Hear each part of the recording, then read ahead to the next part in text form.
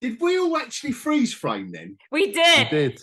So you better cut it before we stand there awkwardly like... Oh, that's brilliant. We all just needed the cup with the pouring water. I thought at least one of you two must have frozen then, because I went adios, and I think I always do that. It gives me a moment to edit. It gives me... Go for it. Right, bonjour, lads. Bonjour, bonjour. I recognise you both from somewhere. Yeah. I can't remember where from. Do you remember when we used to do this? Old school. Yeah. It's a long time ago. Well, hogCAST The Return. Basically, then Tayters joined us, but I think Amber is going to join us shortly. Yes. So yeah, it's been too long. It's been way too long. All my fault. But yeah, pretty much. Life is life, man. Life is life. Things happen. And you would have thought, wouldn't you, that in the 4 or 5 weeks since we last done one, there would be loads to talk about. No. Yeah, there's not much, is there? Really, but you know, I think we found some sweet corn. Yep, 100%. And you have to go digging, though, don't you? You really have to. Yeah. That's sweet. You're using all your fingers. That's it. Sometimes your teeth. Yeah. It's not good, but we do it for the fans. Yeah. Yeah. We have a duty of care. Duty of care. So I know, Space Lizard, you got right into, and you told us all about Citadel. Yes. Obviously the Russo brothers. Yeah. Watch the first 2 episodes. I think we all did. You watch the first 2 episodes, Tayters? Seen it all. You've seen it all. Managed to get through it all. Yeah. What are you two thinking? I didn't get beyond, not because I thought it was poo, but because it was just one of them things, like where I've been busy the past few weeks. It's just one of them things. I weren't watching anything. It was intense. Yeah. So who wants to take it away with the Citadel kind of overview? I'll crack on. First 2 episodes were really strong. So they released the first 2 episodes on the same day. Yeah, the I thought they were quite strong. It intrigued me. There was a nice lot of setup. The story rollocked along. There was no, you know, like how we complain about like pilots and these like 6-episode format TV shows. Nothing happens until the final one. Yeah. You know, like you're thinking that's just filler. That's just filler. There was no filler in the first 2 episodes. It rollocked along. It was an intriguing story. But I think after that, it just became very bland. They tried to do too many twists. That would have been my biggest complaint, is they just tried to twist it so much to make you keep guessing. There was just too many twists, and I don't know what it was. It might have been, fun enough, I'm contradicting myself here. All the other shows I've said, it's going too slow, it's going too slow. This one, I think it probably went too fast with too many twists. That way you didn't get behind the characters, you didn't have a chance to, and you didn't really connect with the characters. Everything just felt very bland, and it was almost like they tied themselves up in knots, twist for twist's sake. Yeah. And everyone was connected. Yeah, all the way through. I haven't watched it, but with too many twists, you not tie yourself up in knots, like you just said, but also you start not really believing in anything that's going on. Yeah, and it's true. And new characters come in, and you think, "Oh, he's a goodie, is he? No, he's going to be a bad guy." It's like just a couple of the examples. So the 2 twins, the girlfriend of one of the twins was an undercover agent that then had their mind wiped, but then they ended up being the wife of the main character. Yeah. And then you've got the 2 main ones. They had a secret daughter, and then someone turns out to be another character's mum. It was just so many twists. Yeah. You just felt dizzy. Yeah, and you're just thinking it loses the impact. You have one major twist, and then you've got the impact of like who the traitor is, etc. You have that impact when you have that one major twist, and you focus on character development and that sort of the mystery around that. It's like they had 6 different endings with big major twist points, but then dotted them into every episode. So it just became a bit full on, a bit too much. Right. I don't know. It just felt very bland. You just stopped caring. It really, what it done with all that, everybody interacting, everybody being related, those twisty turnies. You basically just made the whole thing too small. You like there was no outside world. Everything was just these characters and that's it. And it was too small. It didn't feel like there was like anything else. I mean, in terms of production, that's me at least. I mean, in terms of production value, the performances that were in it, I think all the actors did a good job. The production value was fairly good for a TV show. I mean, there was some dodgy CGI in some parts, but other than that, I mean, it's at the end of the day, it's a TV show. I know it's Amazon. I know it's the Russos exec producing, and you can tell their sort of fingerprint is on it. And Matt, the best way to describe it: imagine Winter Soldier on acid, but they're not really caring. Yeah. That's probably the best way to describe it in terms of like the plot. Where Winter Soldier was very grounded and very intricate plot points all the way throughout, and you got behind the characters and it had a nice pacing to it. Imagine take that pacing away, throw in about 20 other twists, and you don't really care about the characters. That's Citadel. Yeah. I think that's the best way to sum it up. That's a shame. Are we calling it a brave? Are we calling it something? It was good in its own right. It's not great. Yeah, it's good. It's something you could sit and watch. Yes, you're going to go, oh, Jesus Christ. Okay, so that one's with, all right, yeah, you're going to pull it apart while you watch it, but it's still entertaining. I mean, it's the Russo brothers, you can't get wrong. There's entertainment value. Like you said, the production value, the sets, everything they've done. It was what you expect from Russo brothers. It was just that story could have been a little bit. Do you say the sex? Eh? You say the sex? Hang on, I'm lost. What's sex? I don't understand that word. Yeah. We just grow roots. Just get watered. Oh, that's it, exactly. Is Amber making an appearance? Oh, maybe. Oh, she's here, I think. Could be conjuring herself up. See, I had this same problem that Amber's having now. Where we ain't done this for so long, the computer refused to boot up. It's got old. But no, overall, I'd say it's worth a watch.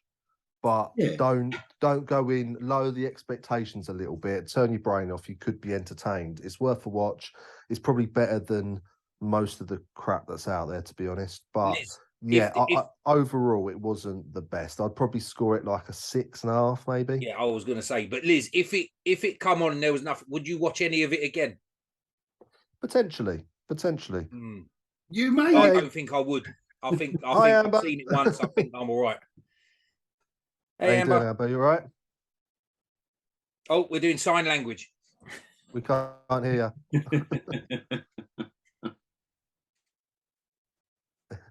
We'll carry on for a sec. You hold up little cards. Like, I'm not sure what that means. But yeah, no, like I say, fair play to Amazon. It was and Stanley Tucci, I think, was the standout performer. Oh, absolutely. Of the whole show, he was the standout by far. I just wanted to show. I mean, even in the first 2 episodes, to be fair. Yeah, I just wanted to show about him. There's a line he goes, "Do you trust me?" And then Richard Madden goes, "Yeah," and he goes, "Well, you shouldn't. I'm a spy. It's a terrible choice. You shouldn't trust me at all." Yeah, he's good. He's good. Hello. Yay, Amber's in here. Hello, Amber. You all right? How is it? Is it loud or quiet? Yes. No, we've got you. Okay, good. Spot on. Awesome. Spot on. Welcome. Hey, I love Liz potatoes. It's been so long. I like your guys' your little background and this is Space Lizard playing around with some new. He's upgraded his technology. Yes. Yeah, he fixed that gap in the space. Yes. It's all nice, fixed. well done. He really took that to heart. He really. I can tell. I'm very conscious about my neck. I think they invaded a planet just to plunder their future tech. Yeah. Nice. Create that. I told you not to tell anyone about that. Well done. How have you been, Amber? Been doing good. Super busy, and I live in Arizona, so it's been it's over 100 degrees here. I don't know what that would be for in Celsius, but in in Fahrenheit, it's still bloody hot. Yeah. It's yeah. Yeah, air conditioning. You've got air conditioning in your Oh house? yeah, every house has to have air conditioning. Like you would literally die from heat stroke inside your own house if you didn't have that. Even if you left the windows open, that would still happen. But I think we're on course for a heat wave, don't we? And I think we're getting into the 70s. It's been reported as the heat waves on its way. Let's call it a heat wave, yeah. It's always funny hearing people in California, because they like, you get there, if you're in Arizona and you go to California, you're like, wow, this is such beautiful weather. It's so cool. Like I can stand outside in the sun and I'm not dying. And then you hear about people passing out there from heat stroke, and you go, what's going on? Like it's like 20 degrees cooler there than it is here, and you got people outside here all the time. So anyway, I got fucking burnt last weekend going out to the park. Well, here we go. It's so weird. Like I remember as a kid standing barefoot on the asphalt watching an egg cook. Ouch. Wow. Like that's how tough we were as kids when it came to the heat. It's not sitting there cooking like super fast. You would just watch it, and it very, very slowly, the clear yolk would turn white. But yeah. See, here we don't get no warning with our weather. One day it's 25 degrees, the next day it's raining. It's nice. like we don't get no warning. Next day, you no mean build up anymore. The next hour, you mean? Yeah, well, yeah, it can be hour to hour. I mean, I'm still waiting for the day we get all 4 seasons in one go, but that'd be good. I've seen the 3. Yeah, I would love to go to a place where it's just green and lush and rain and all that stuff, and people go, "What the hell's the matter with you? It's always raining." And I go, "Well, here we have 360 days of clear blue skies and blasting sun." Sounds so horrible. It's the trade-off, Is Death Valley in Arizona, or is that Nevada? Oh, you're frozen. Is there what? Death Valley. Death Valley is in Nevada. Oh wait, is that California? No, I think it's in. We went there on the way Okay, to yeah. Vegas, so it might that'd be in Nevada then. It's not in Arizona. no, that was. I live very close to there. I live like 3 or 4 hours from there. Well, we turned up at the hotel, me and my son and the guys. We was on a road trip, and the heat as we got out the car, we parked maybe 100 yards from the door to the hotel, and the heat when we opened the door, it's like a hair blow dryer. Yeah, the heat just went. Yep. And the sweat just went.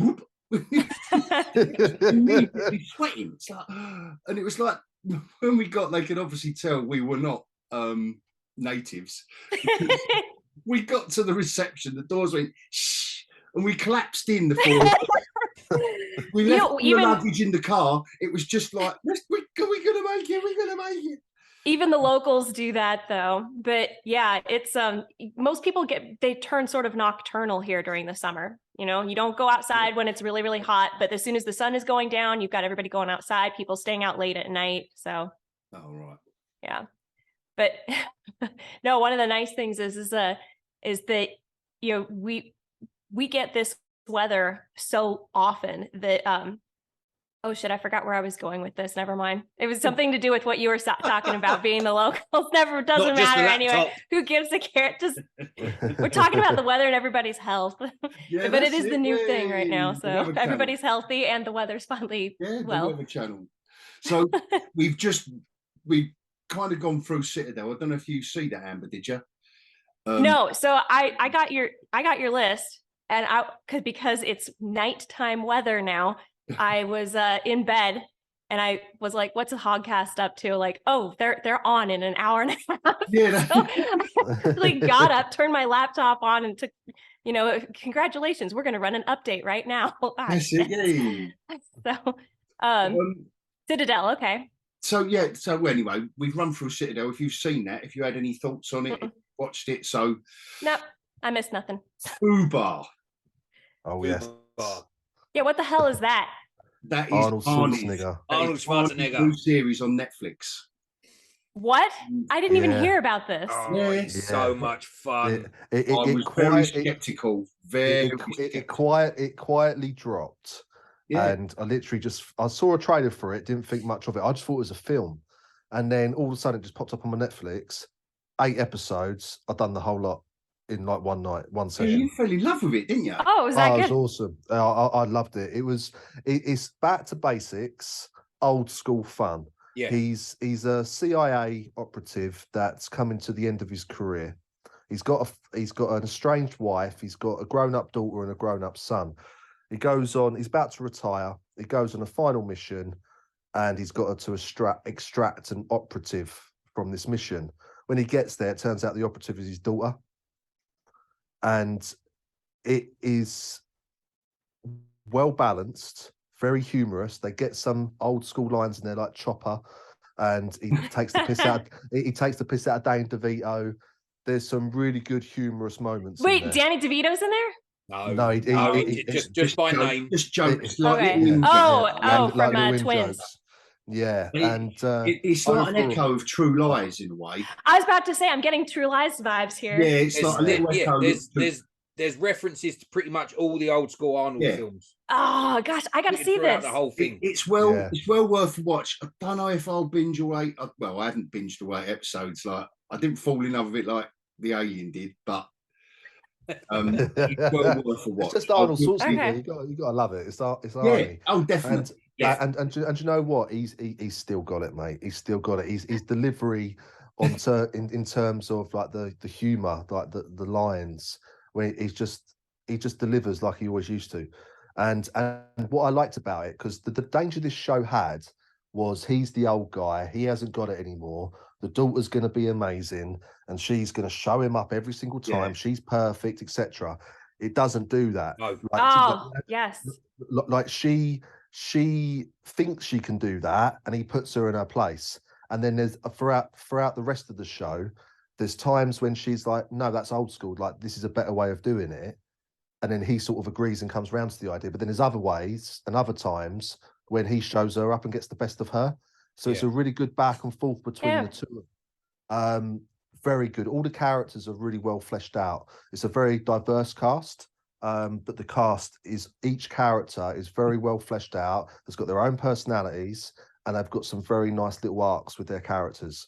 Just a well done, fun, basic show.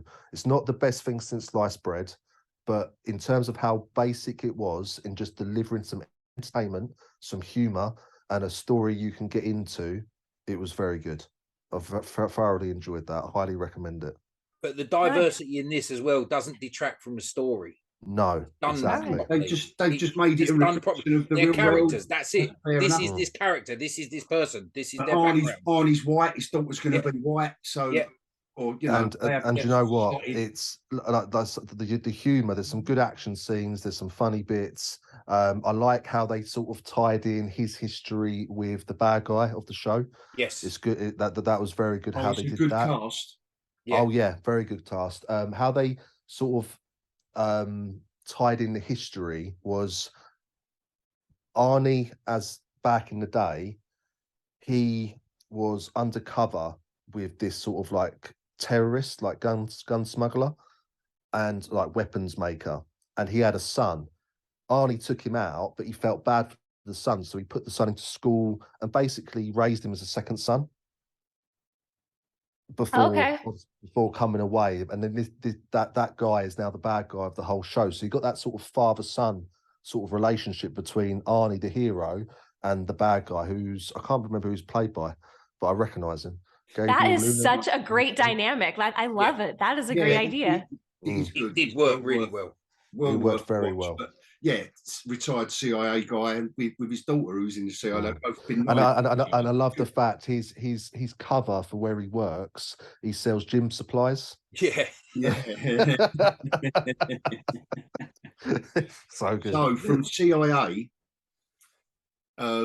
ridiculous story to Sublime, which is the Mission Impossible 7 trailer. The second trailer dropped. Now, have we all seen it? No. Yes. No. Tell it to me. Because that is the way to do a trailer. I mean, I thought the first one weren't going to get any. And as you're watching it, and it hasn't just got the same old music in it. It hasn't just got the same old beats in it.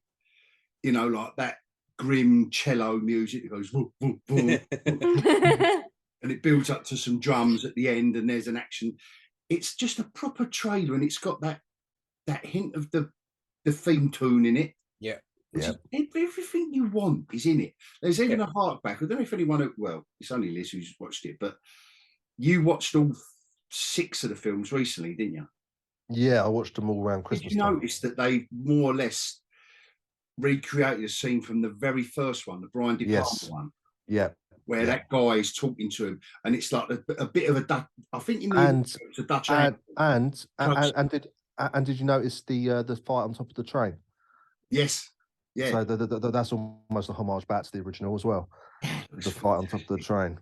It was just a very good, well done trailer, and I'm so intrigued by that stunt. I just want to see that in its full in its full context, because the guy's over 60 years old. Yeah, he's on the big screen. I mean, I watched that. They've done a little 10-minute behind the scenes on it, didn't they, on YouTube? Yeah. And to be fair, that was what they released in cinemas as the first sort of teaser, the behind the scenes of the world's most dangerous stunt being performed by Tom Cruise. Literally, he had to do that stunt about 20 times. Yeah, more than that. Yeah, more than that probably. All the times he had to sort of rehearse it, riding a motorbike off a cliff and then parachuting, like opening the chute and like free diving off the edge of the cliff. It was ridiculous. And just for that alone, that sells it for me, to be honest. Yeah, and in a way, they make it look easy. They with that trailer, it's easy. And it's got all the guys back as well, isn't it? It's got the whole lot back. It's Rebecca Ferguson's back. The whole game's back. Hayley Atwell's in this one. Oh, is she? Yeah. I like Hayley. She looks like the damsel in distress, to be fair. In this, she does. Yeah. But yeah, no, it's very. What's the date that's coming out? So I keep seeing trailers, but I haven't got no date of when it's coming out. Is it the end of summer? I think it's going to be the summer blockbuster. That's going to be $1 billion. That's my prediction. I know. Easy. No shocker there. That's easy. But apparently it's part 1, isn't it? Because it's this one and there's part 2, and then part 2 when that comes out, that'll be the final one that they're doing. That'll be good to finish. They're kind of doing the same as what the old Fast and Furious are doing, aren't they? Fast X is supposed to be the last one, but now they've announced it's part 1 of 2. So what is it, Fast X2? Like what? What are they going to do with it? I gotta wonder if that's something that they plan, or if they start advertising that they're doing, this last one, and then they get so much hype from it, they go, you know what? Could we stretch this out? Can we make it 2? Get 2. Change the ending quick. Make it a cliffhanger. I mean, the only thing is with Fast and Furious, who else have they got left to get involved? I think they've had every actor there is. Yeah, it's a bit like the Expendables at this point, isn't it? They've got just piling everyone in. Yeah. Apparently, The Rock even shows up at the end of the latest one. Oh, you're kidding! I thought you refused to do that. No, apparently he shows up in the end credit scene. Oh wow! Yeah. So after Black Adam bombed, he thought, "Oh, can I be in? Can I be? Please. Can I come back? I don't need you guys. I've got Black Adam franchise now. Yeah. Can I come back, please? Can I come back? Apparently, Momoa smashes it in that film. Yeah, I've heard that. He doesn't look like a good character, even from the trailer. From the trailer, looks well over the top, like as if he's hamming it right up. But but that's good. Yeah. Apparently, he's sort of like extravagant. It made me laugh when I read this. Some critic compared him to. He basically said that Momoa's performance is the Fast and Furious's version of the Joker. What? Yeah, and I laughed my arse off. But in terms of the eccentricness and the psychotic side of it, is what I think they mean by that. Okay. He's just apparently just completely, absolutely mental in this film, which would be interesting to see Momoa do. To be fair, because he's normally quite the grounded, serious, dude. But in this, he's quite flamboyant and he's hamming it right up by the sounds of it. I can't say I rate him, Momoa. Really? Yeah, he's kind of there.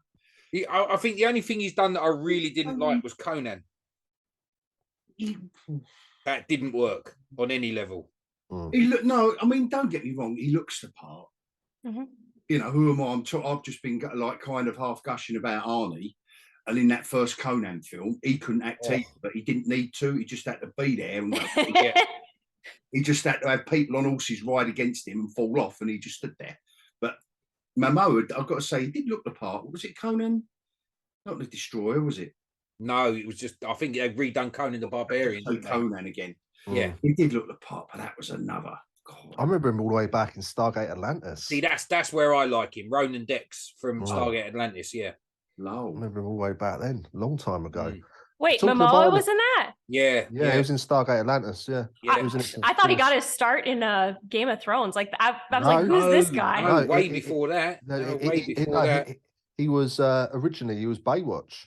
Oh my gosh, really? Yeah, it was fucking Baywatch. He done Baywatch, then he was. You haven't got a poster of Jason Momoa in that space station, have you?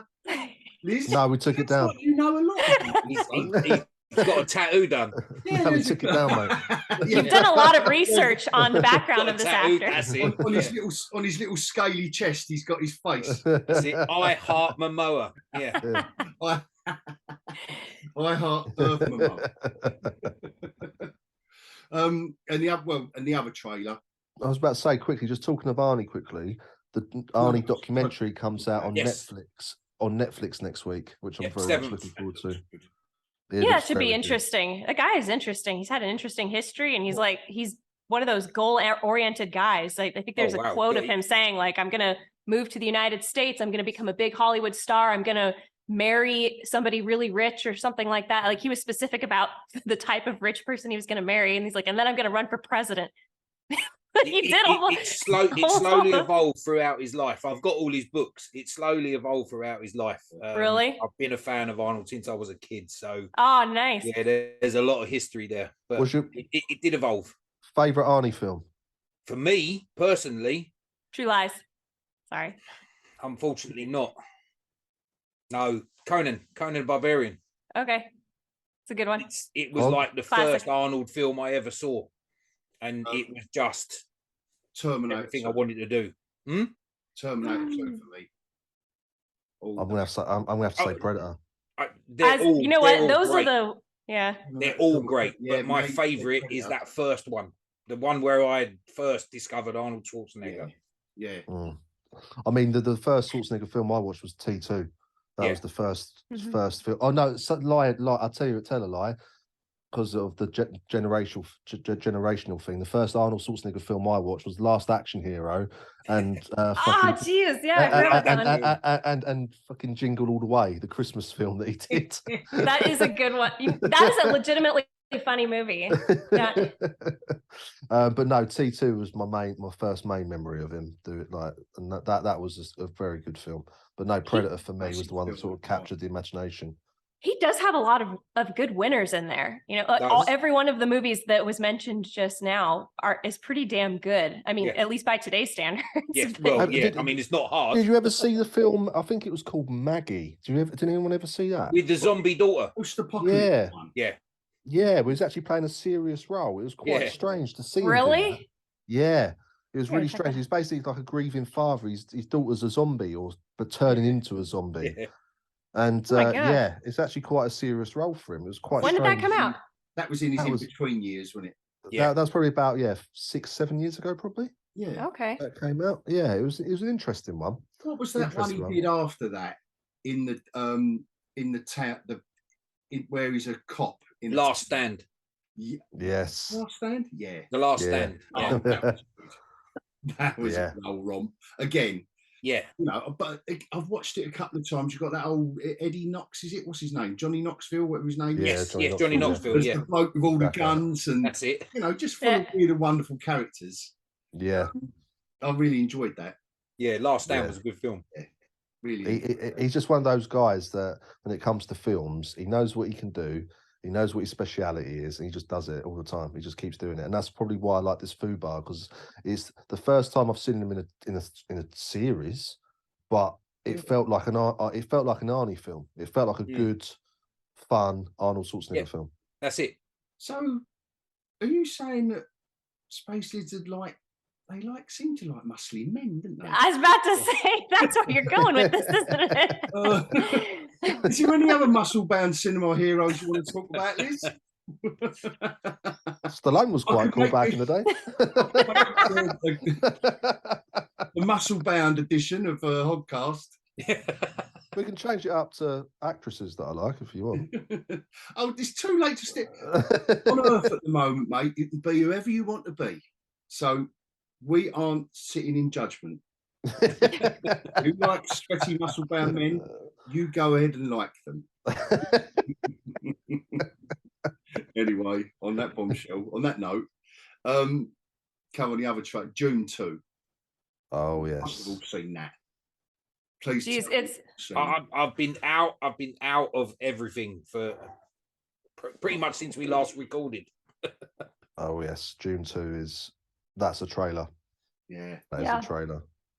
I think it's gonna be. I think this is gonna be okay. MI6 or 7? It's 7. Yes, is gonna be good. But I think Dune is gonna really bring in the crowds because it draws people. I mean, I would say this MI6 that the whole Mission Impossible series is very much mostly just guys. But when you have something like a fantasy or science fiction, it doesn't matter. Like everybody's kind of drawn to it. I think Dune is gonna break the cinema. It's gonna really, really explode because everyone saw the first one after it came out. After it was done in theaters and didn't do so great, everyone went and saw it and said, "Why the hell didn't I go see this in theaters?" I think it's going to do it. I think it has built up. On top of Villeneuve's spectacle, because it's a Denis Villeneuve spectacle. Every time he releases a film, it looks visually amazing.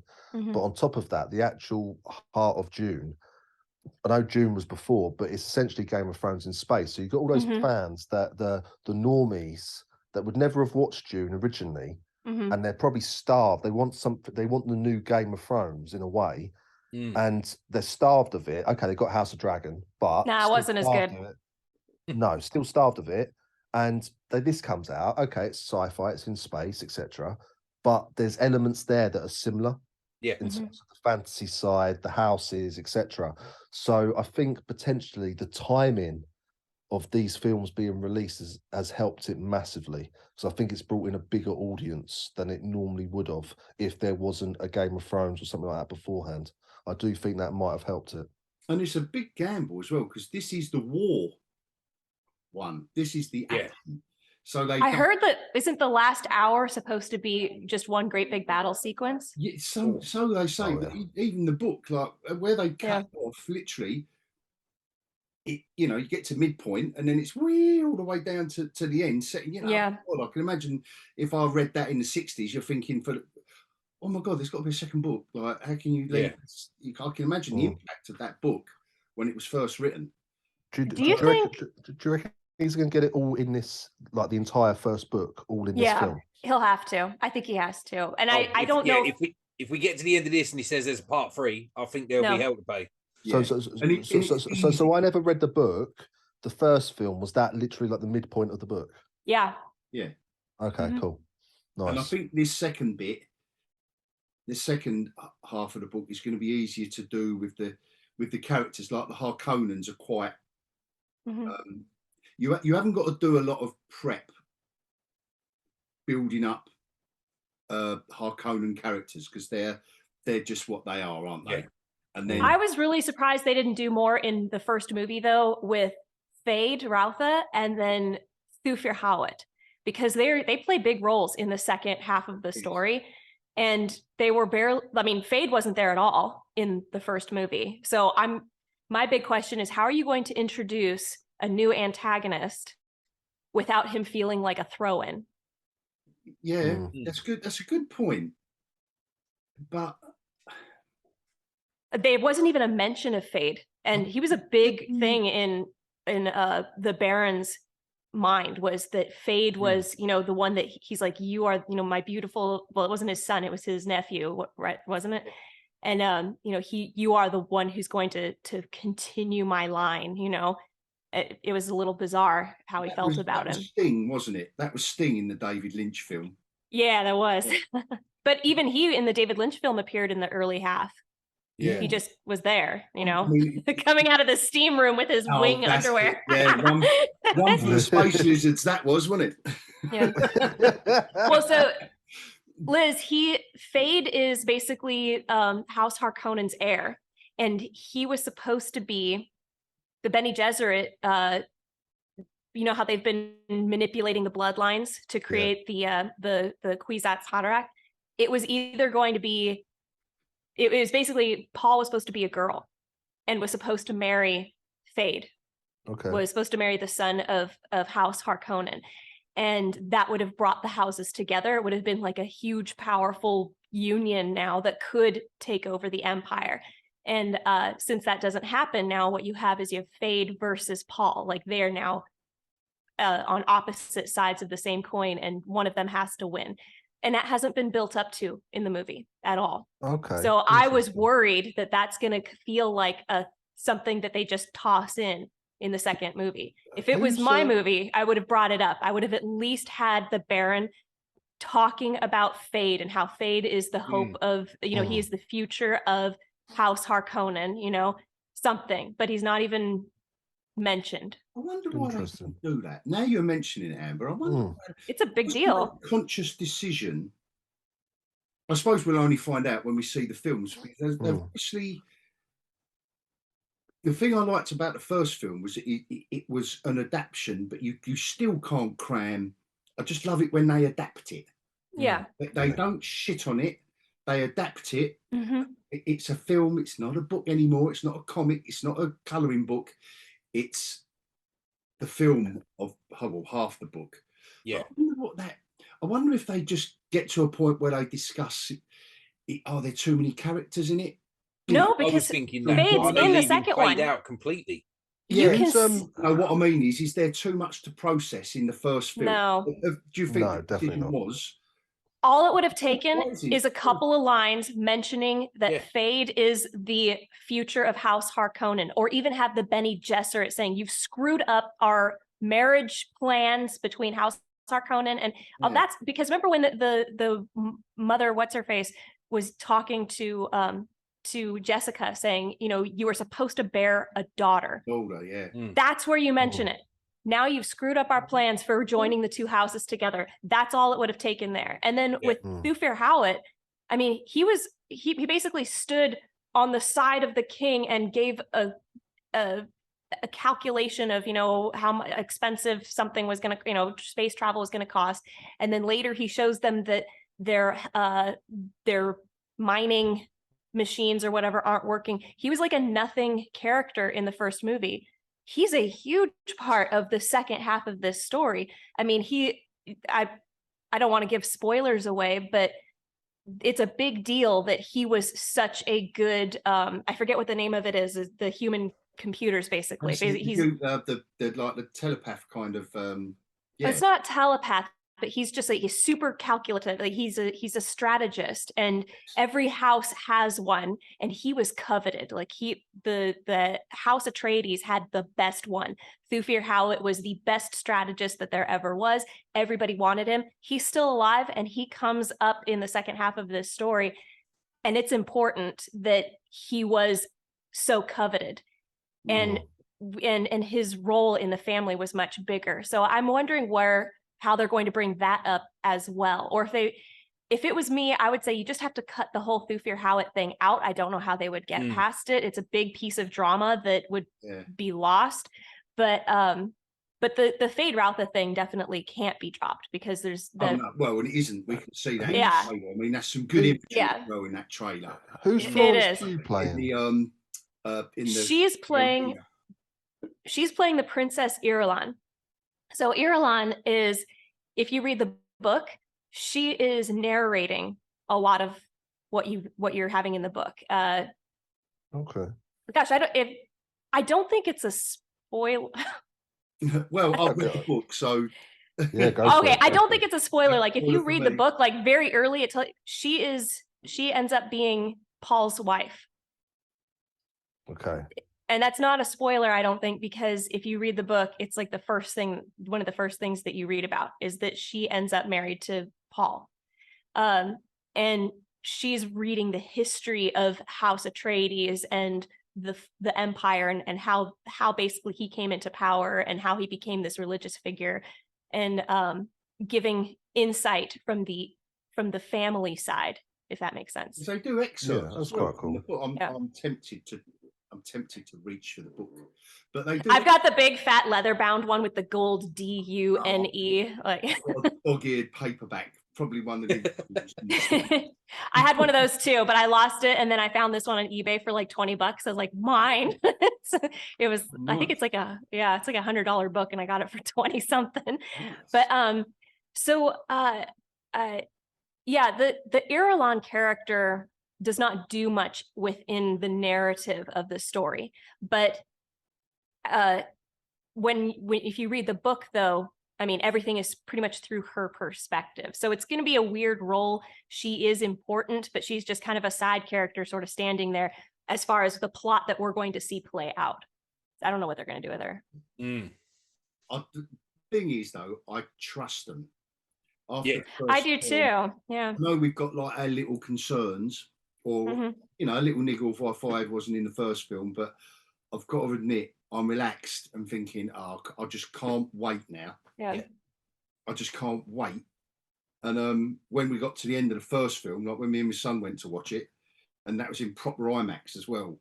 Same here. The only disappointment was that it didn't carry on from there. Like we're getting what we wanted to see the first day we saw the first one. Like we just wanted, give us a toilet break. Let us go, and then we'll come back for the second film. But I think they're going to do that here. They'll release both of them, and you can go see the first one and the second one. I'll probably do that. Yeah. We used to do every year a little cinema in London used to do an all-nighter of the 3 Lord of the Rings special editions. Oh, damn! The special edition ones. That must have been a long ass night. It was all night. It was literally all night. So we go there with everyone. Well, everyone went there. There were some cosplayers there as well. Only a very, very small cinema, probably about 100 people, 150. Was that the Prince Charles? Yeah.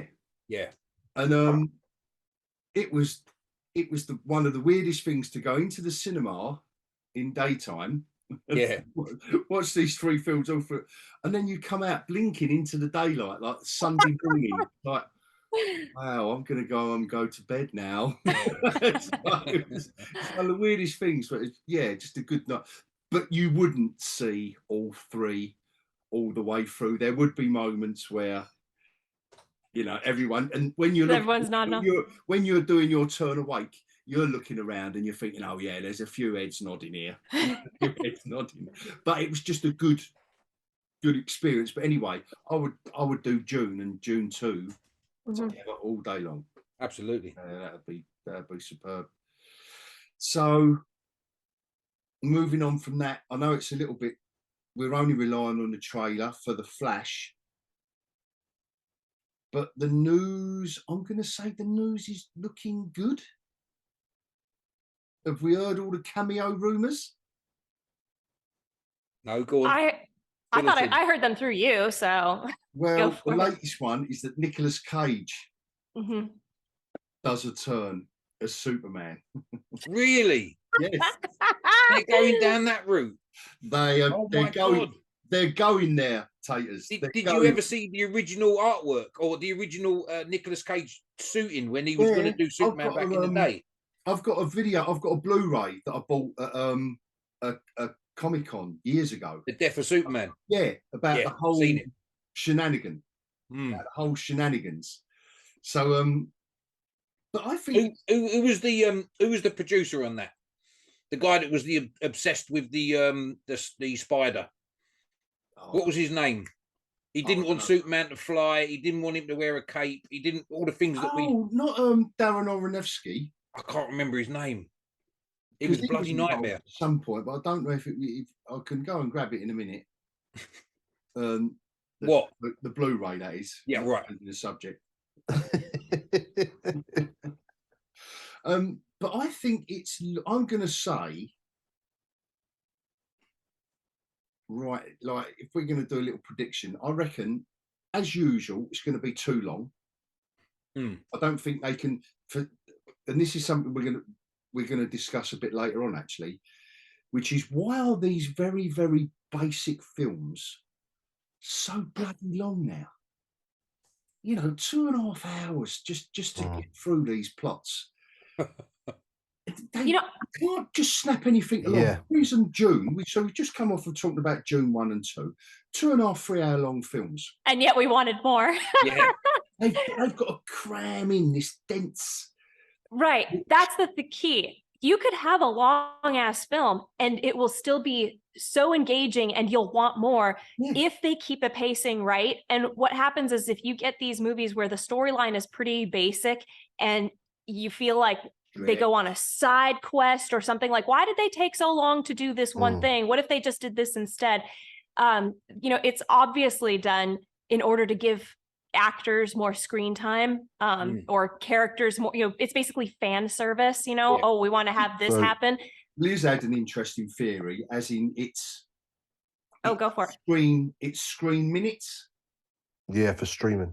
Yeah, I'd never thought that before. So when because for things are based on streaming hours now, aren't they? Or streaming minutes or viewed minutes.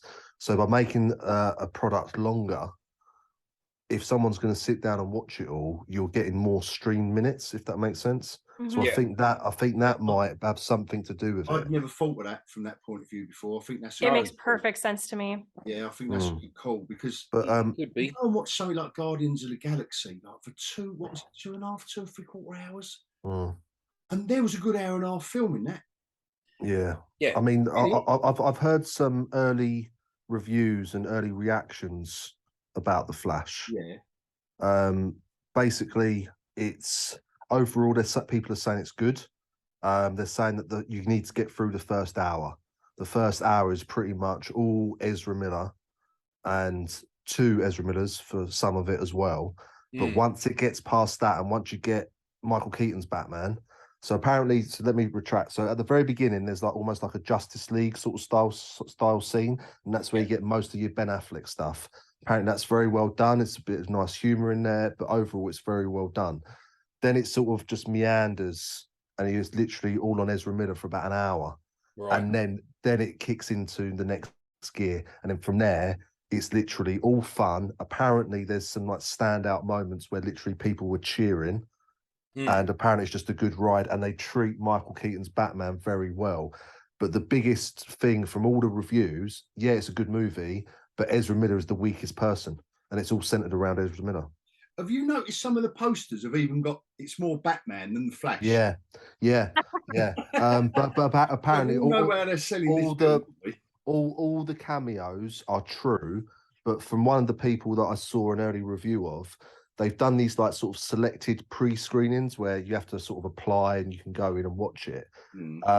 But they're cutting out the ending. So at the very end, from what these people have said, is that Ezra Miller gets a call from Batman. He goes to meet him. Batman's car pulls up. He gets out and it pans from his feet up to his face. But before it gets to his face, it cuts. So the biggest theory is they're going to reveal the new actor who's going to be playing Batman in like the Gunn universe. But they haven't said who it is or anything like that. And it cuts out beforehand. But I don't know if I want to see a new Batman. Like, do you know what I mean? We've got so many. It feels like I'm not ready. As we're talking about. No, I'm not. I'm not ready. I'm not ready. Like I'm not ready for a new Batman. No. I don't know why. I think. Yeah, I don't know why. I feel like they've gone through too many Batmans at this point. You need to slow it down. Get somebody who's going to be dedicated to the role, and you want to build up some dedication to him. Or not dedication, but fandom. Apparently Affleck's apparently his Batman is very good for the opening. He's only in it for about 5-10 minutes apparently, but apparently he's handled very well. Apparently Wonder Woman's in it as well, so Gal Gadot's in it. Is Christian Bale? Does Christian Bale appear at all? There's nothing that said he is. I've still got a pound. I've still got a pound bet on him appearing. I've said that from the start. Because I was surprised that he was in. Which one was he in? He was in one of the Marvel Movies, wasn't he? Oh, was he in Guardians of the Galaxy too? No, he was in 4. Yeah, Love and Blunder. Yeah. Oh, that was it. Love and Blunder. Apparently, there's so when he's running through the Speed Force, he almost sees like these alternate realities, and in those sort of like alternate realities, you get Christopher Reeve Superman, you get all the classics, but there's also you get Nicolas Cage's Superman and all that sort of stuff. But you also there's another scene apparently. If you're a fan of The Flash, there is a scene where if you're a Flash fan, you're going to be sort of blowing your top. And I think what they're referring to is the original 2 actors that played him in live action. So that is John Wesley Shipp, who played him in the 90s TV show. The big geese. He's a big guy, isn't he? Yeah, and Grant Gustin, who's played him in the most recent version. What's his name again, Liz? The big guy, the big muscly guy? John Wesley Shipp. He knew. And I only know that because he also appeared. He appeared as the very first Flash on Earth 2 from the CW version of The Flash with Grant Gustin.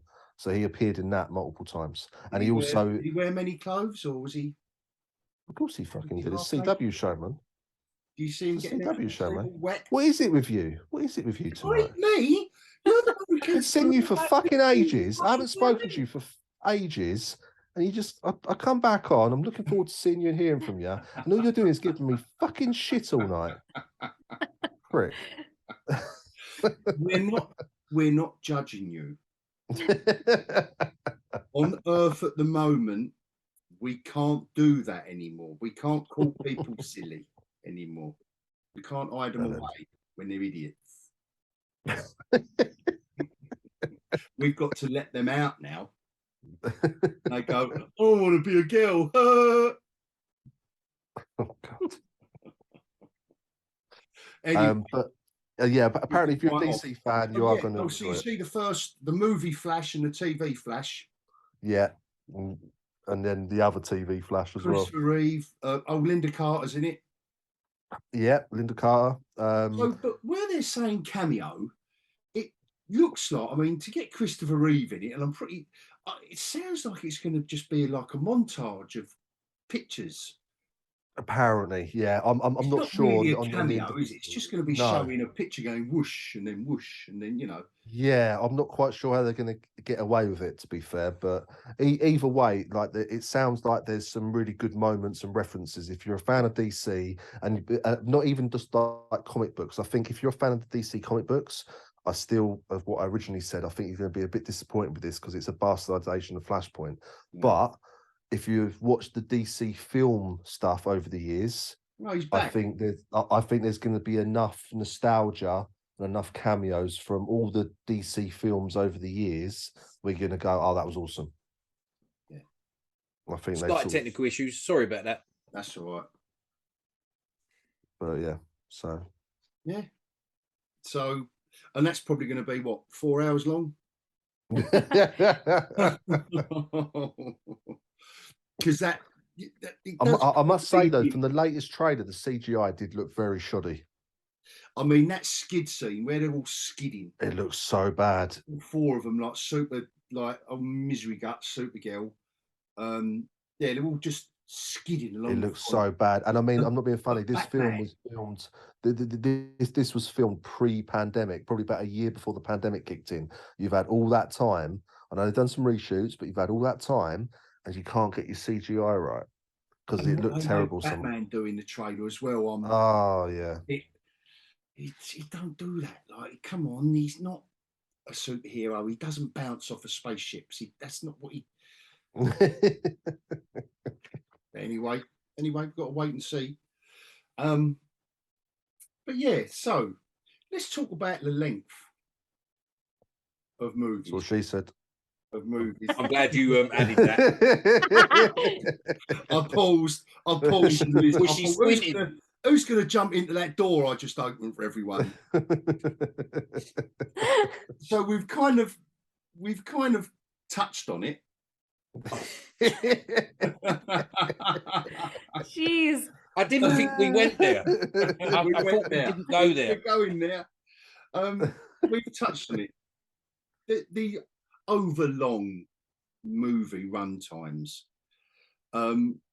Obviously, Guardians of the Galaxy was like 2 and 3/4 hours. What was the one on after that? But we're looking at Indy 5 coming out. 2 hours 40 minutes. Little Mermaid, 2.5 hours. It's 52. Wasn't it pretty much a remake of the cartoon? It's supposed to be a live action remake, isn't it? So how have they managed to stretch it to 2.5 hours? Well, you'll have to go and watch it and see, won't you? No, I'm good. I'm good. What's it, an extra hour on top of the original? An extra 52 minutes. It goes nearly 2.5 hours long. Wow. But you see, it's like what we talked about before with animation. It's so much harder to create animation. So they're going to get their script concise and just right, not a wasted moment in animation. When you get to live action, it takes so less effort to just put actors in front of a screen. And, you know, even if there's going to be underwater CGI sequences, there's a lot of that movie that's not going to be underwater like that. It's just lighting and costumes and sets. And so if they can milk something more out of that, they're going to. Plus, with the way storytelling has become today, you have to give reasons for everything. Yeah. And so now they have to explain everything. Explain everything. You can't just have the sea witch is evil, right? She's Triton's sister. She's got her reasons and she needs to explain that. And yeah, I mean, I just, that's all I have to say about that. It's a good point, actually. It's the dumbing. It makes sense now why these films are going on and on and on. The actual process of dumbing them down means they're going to get longer because of what. See, again, we go back to talking about Arnold movies. You know, it was A to B, done. That's it. You didn't, it was hour and a half, pretty much on the button. You got like, you know, or you had a film like Commando. Yeah. But he's in the special forces. That's it. That's it. You didn't have to know what job he did and what this did and what. That's it. He just broke the neck. He just cracked necks, fired off the shooters, and that's what he did in the special. And backstory and internal drama is inferred rather than explicit. Explained, and now it's explicit. It has to be explicit today because I do think it's TikTok mentality. The best example of that is Boba Fett. Boba Fett was always a fan favorite, was always a mysterious character. Take the mystery out of him. So you take the mystery out of him, he falls flat. Where he was so much better. Like that, like I've always said, like Darth Maul was always my favorite Star Wars character. I hope they do not do anything else with Darth Maul. Leave it as it is. Leave it. Well, we'd have to have more sort of prequel stuff going back in time, and they can't. They need to move on. If they're going to do anything, they need to move on. Obviously, the talk about Filoni's movie being stretched into a trilogy now. Oh no! What? Say that again. So Dave Filoni's earmarked for obviously his movie to wrap up the Mandoverse. There's now chat of that actually becoming essentially the prequel trilogy. Wow. Well, I don't think. Well, the prequel trilogy to the sequel trilogy. Wasn't season 3 a flop? Yeah, big time. Massive. Yeah, massive. Yeah. This year, who's involved in marketing? Like who's looking at the data and saying, you know what we should do now that we've created a flop? Let's like expand our budget and like, you know, spend a lot more money on it by making 3 movies. That'll be a success. The thing is, some idiot straight out of university. I watched something interesting recently, and they was talking about the Dylan Mulvaney. Oh God! Yeah, advertising the beer, right? So, but what they were saying was it was really interesting because now apparently Target in America have started selling. Oh, Target has lost a ton of money. Yeah, because they're very quickly, like in like 3 days, they just went. Is it right there, Amber, that they're selling the transgender beachwear and all that? So your bits down with the little pouch. Yeah, and they've and it's so funny because what happened to Bud Light is happening to Target. It's also now going to like there's another store here called Kohl's. It's happening there too. It's just spreading. Like it's weird because after watching what happened to Bud Light. All these other companies are still like suddenly announcing because this is Pride Month. It's June, so it's everybody's breaking out the rainbow flags. Yeah. And what's happening is you've got companies that are still coming out and going, now we're selling this, and it's specifically when they're doing stuff like Kohl's and Target and some of these other companies. It's when they're marketing products for children that it's having a really massive effect. Now, Bud Light, it was obviously not for children, but that had a big impact. And then you get these other stores where they're doing this. I can't believe that they could see what happened to Bud Light and Target and not go, maybe we should not do that. But what's happening is behind the scenes, you've got activists who are telling them, you better stand firm and do what you were going to do, or we're going to come after you. And they are afraid of that. So they come out with their products, and the conservative base says, we're boycotting you. And then they can't take it down, because if they do, then you have the liberal base boycotts them. They're screwed no matter what they do. If they had a plan to do it, they are screwed no matter what they do. If they put it out, they're screwed. If they don't put it out, they're screwed. It's just over for them. So there are companies that are going to fall simply for having had this in the works as a plan of something that they might do. Yeah, and that was where I was always thinking, why? Like, where does this? They don't sit around the ball table and decide to do. Why would you do that? But so I was watching this video, and it was talking about the Bud Light and stuff like that. And what they were saying was, I found interesting. I don't know, because I'm not in that corporate world, but it made sense. And what they were saying was, the days are gone when you worked your way up from the factory floor to the top of marketing, or the top of the finance department, or you get hired right into it. You come out of this little bubble, whether it's university, whatever it is, you come out of this little bubble with all of your little bubble modern day agendas, and then you get made marketing VP. Yeah. Hence you get like the woman that come up with the bright idea of getting Dylan Mulvaney, one of the most, anyway, I'm not going to go there, but let's just say the wrong person to advertise beer to your, all you have to do is keep it rolling. You're not advertising, I suppose, all right, let's try and get more market share. How are we going to do that? It's not going to be by abandoning the blokes that already buy it. It isn't women. You're not going to encourage women to buy beer. Yeah. So why are you getting a pretend woman to do it? Now they've lost the people who were buying the beer. But where did the idea from a marketing VP? Where did the idea? How does it? I think that the question has to be, where are companies getting the idea? Because it's exactly what you talk about. So I've been aware of this since, gosh, when would it be? Like 2008. I remember I got a job working for one of the big 5 publishers. Well, it was a big 5 then, now it's a big 4, whatever. And I got in believing that I can start here at the bottom and work my way up. And I worked there for 5-6 years, applying for every job internally to, try to climb the ladder. And finally, one day, somebody higher up talked to me. I said, I don't know what I'm doing wrong. Like, what did I go into the wrong department? Like, what did I do? And they go, nobody gets a job here from, by climbing like that. Nobody does. So the only way you'll get a job higher up here is if you quit, go work somewhere else for a while, and then get hired back here. Wow. They said that is what I was told. And that was back in 2008. What's the point of that? Because surely if you've got people on the base because you level, don't have to pay them more. I really do. That's my question, is why is that happening? And my theory is that if you're hiring internally, you know that you have to pay them more, because you're on the ladder. Yeah. And because you'll be talking to people going, oh, this person's making this much. If I get that job, I'll make that much too. So that's why they bring them in from the outside. That's the only thing that makes sense to me, because it all comes back down to money, right? You want to nurture the talent that you've got, and then you build would that think. up. Wouldn't that make sense? Old style thinking. Invest in people.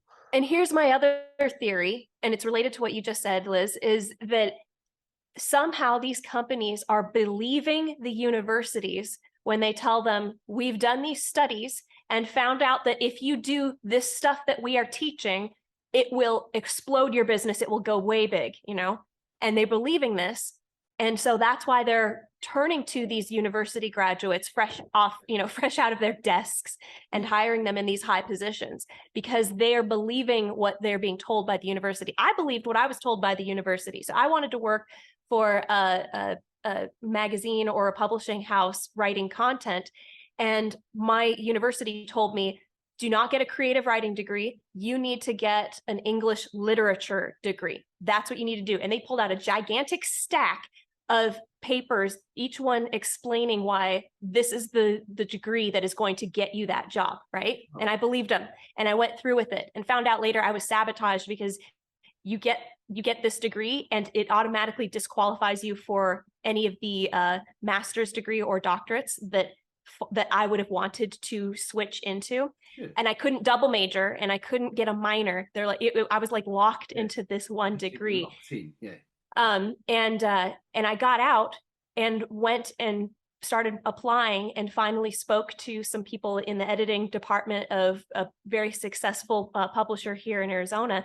And they said, who told you to get an English literature degree? That's not going to be useful at all here. That's not what we're looking for. Like, basically, you'd be doing like the grunt work job for the rest of your life here with that degree. We want somebody who is creative, somebody who can compose, somebody who can do this.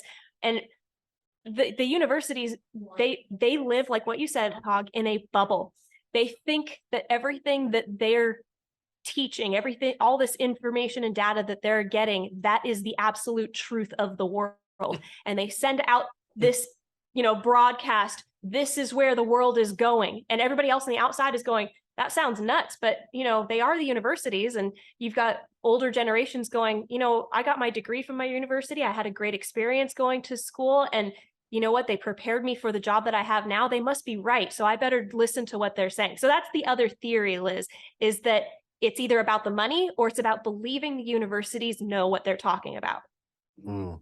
Because the other point as well is when something goes wrong in life, you sort of look at it and go, what happened there? What went wrong? And you pivot and you sort of come at it from a new angle. You try something different.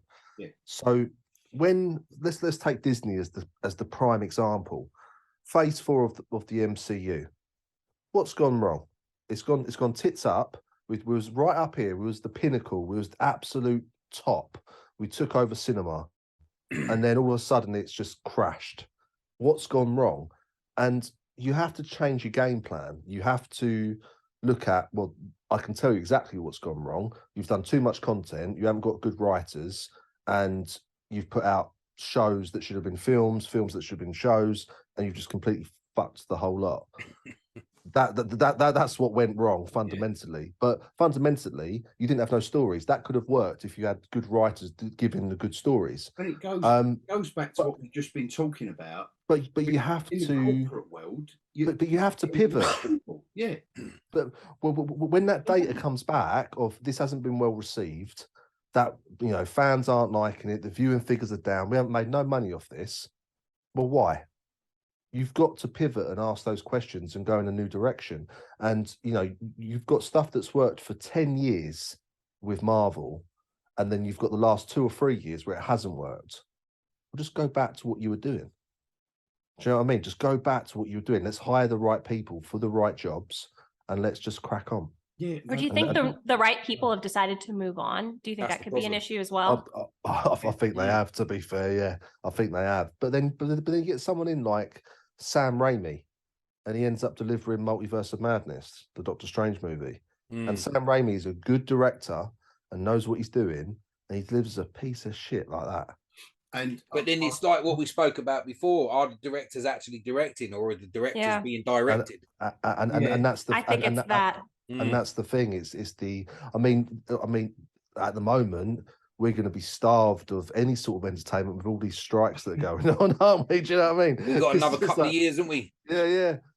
What you're going to see is the writers are they have to make their money somehow. So they're going to be picking up work elsewhere, and the good ones are going to be the ones that get hired, because you've got indie films and people who are outside of that bubble world again, who are going to say, we're offering, we've got a great project coming up. Would you like to be part of it? And we're not part of the union. You're going to see some interesting indie films come out, I think. A lot of Yeah, depending on how long this goes. Well, a lot of the writers that are on strike, I'd just love to have a year off from the lot of them.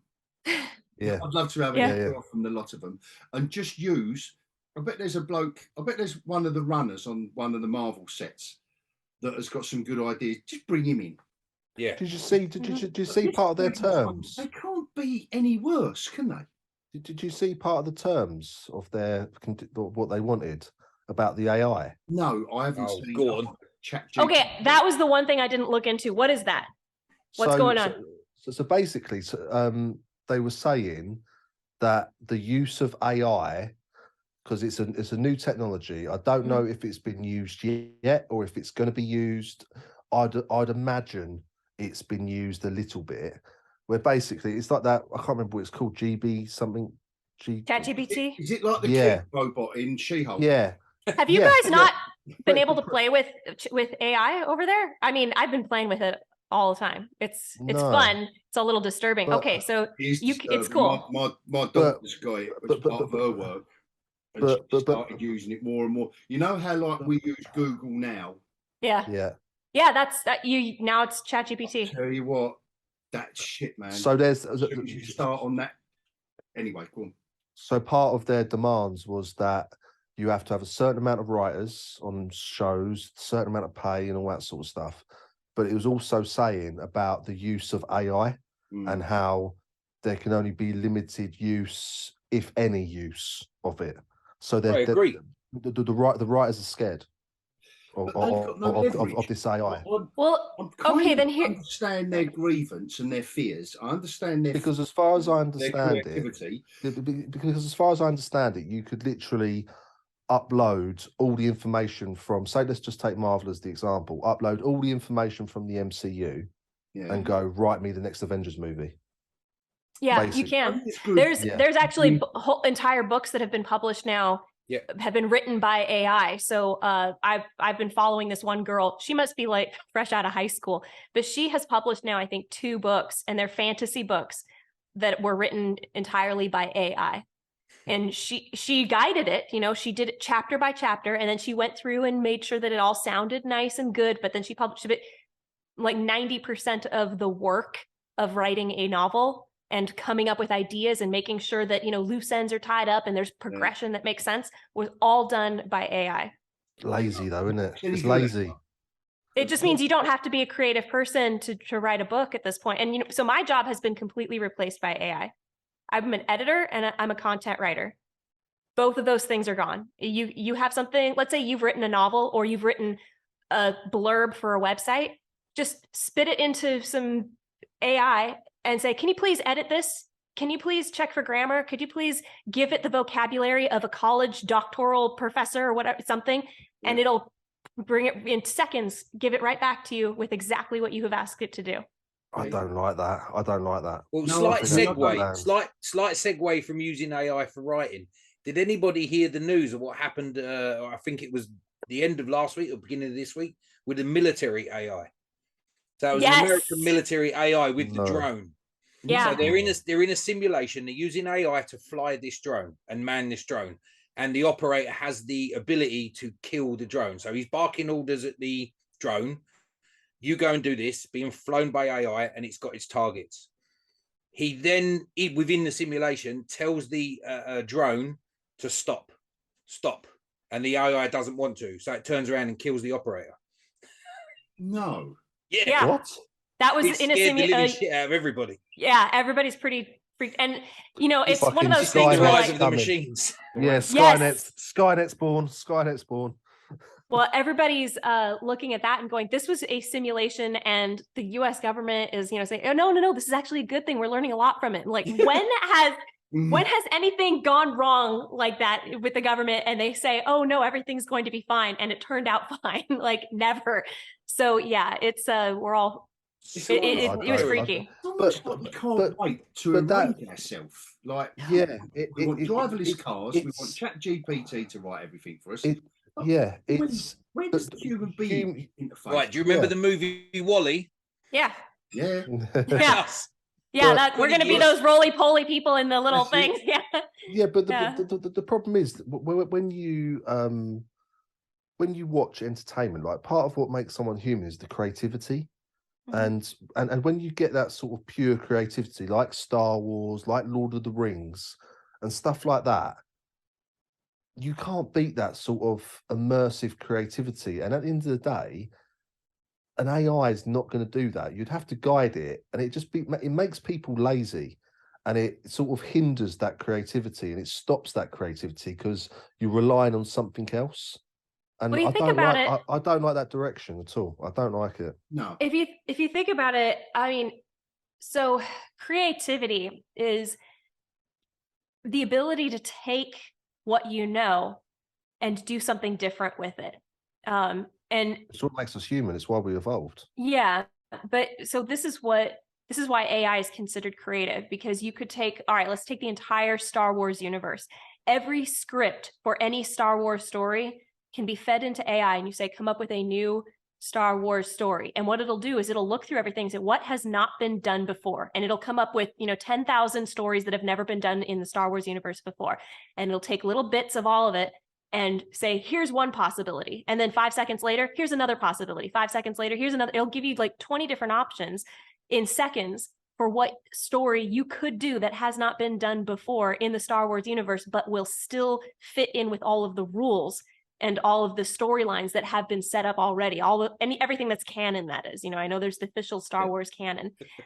So it is a type of creativity. It's the type of creativity that comes off, it says what hasn't been done and says, I'll just do this other thing. But it is going to struggle, I think, with beauty, what is beautiful or what is funny, yes, until it's taught how to do humor or taught how to do. It's only ever going to be as good as what you input into it. Yeah, but the thing is it makes you wonder what can't be put into it. Let's say I feed it the entire the Hitchhiker's Guide to the Galaxy is considered pretty funny. Yeah. Space humor and, well, just satire. You could feed it that and it will understand that this is the type of humor that works. So we're going to take a concept today and, even I'm thinking of Futurama, like the suicide booths. Yeah. Right. Okay. I mean, how much creativity does it take to come up with that? If you're saying, all right, what it does is you're going to take something that's happening today and take it to the extreme. What would happen if this was made more extreme and pushed even further and made more available to everybody, and then present that, and that is considered humor. Like teaching AI how to create satire, I think is totally possible. Not that I think it's a good thing, just that I think that it's possible, And I also think, now I'm kind of pondering it, and what you're saying about the suicide booths in Futurama. Now, in and of itself, the writer that come up with that idea, you would have to feed into an AI writer. I don't know what you would have to feed in to get something like that. That one little idea. It's not the story. It's not the plot. It's not a character. It's just one funny idea, and it doesn't have to be funny. But will AI come up with something completely original like that hasn't been done in a film, that hasn't been done, whether it's comedy, serious or not? You're going to get, like you're saying about the girl that's written 2 fantasy novels. You're going to get the king, princess, and the jousting, and you're going to get all of the generic fantasy elements in it, but you're not going to get anything completely original, are you? Just anything out of hard to say. And she can't say she wrote it, really, can she? She's fed it a story. She's basically done a treatment.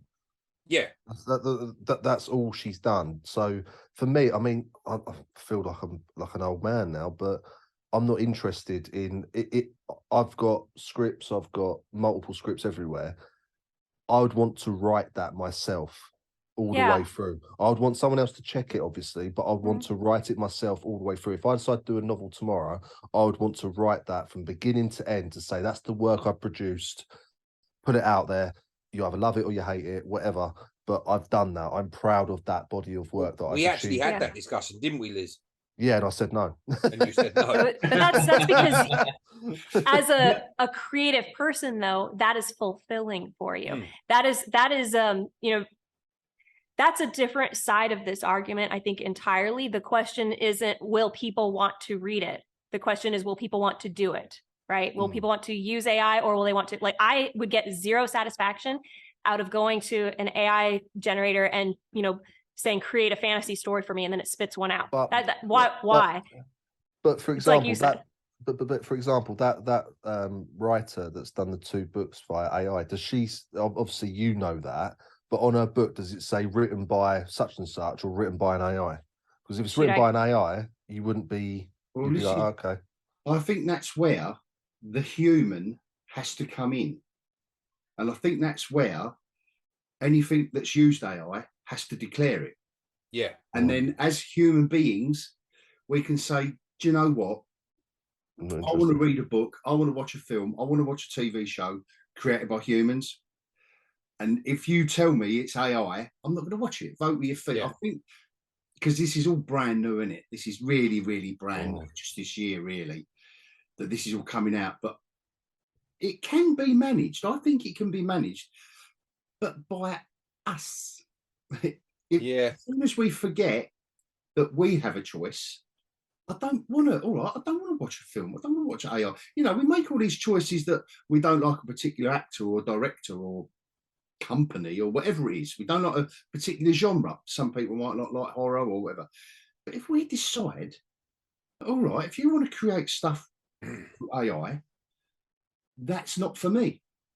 I wouldn't be surprised if Marvel came out and said that Phase 4 was all done by AI. Oh mate, as soon as I would not be surprised. Mando season 3.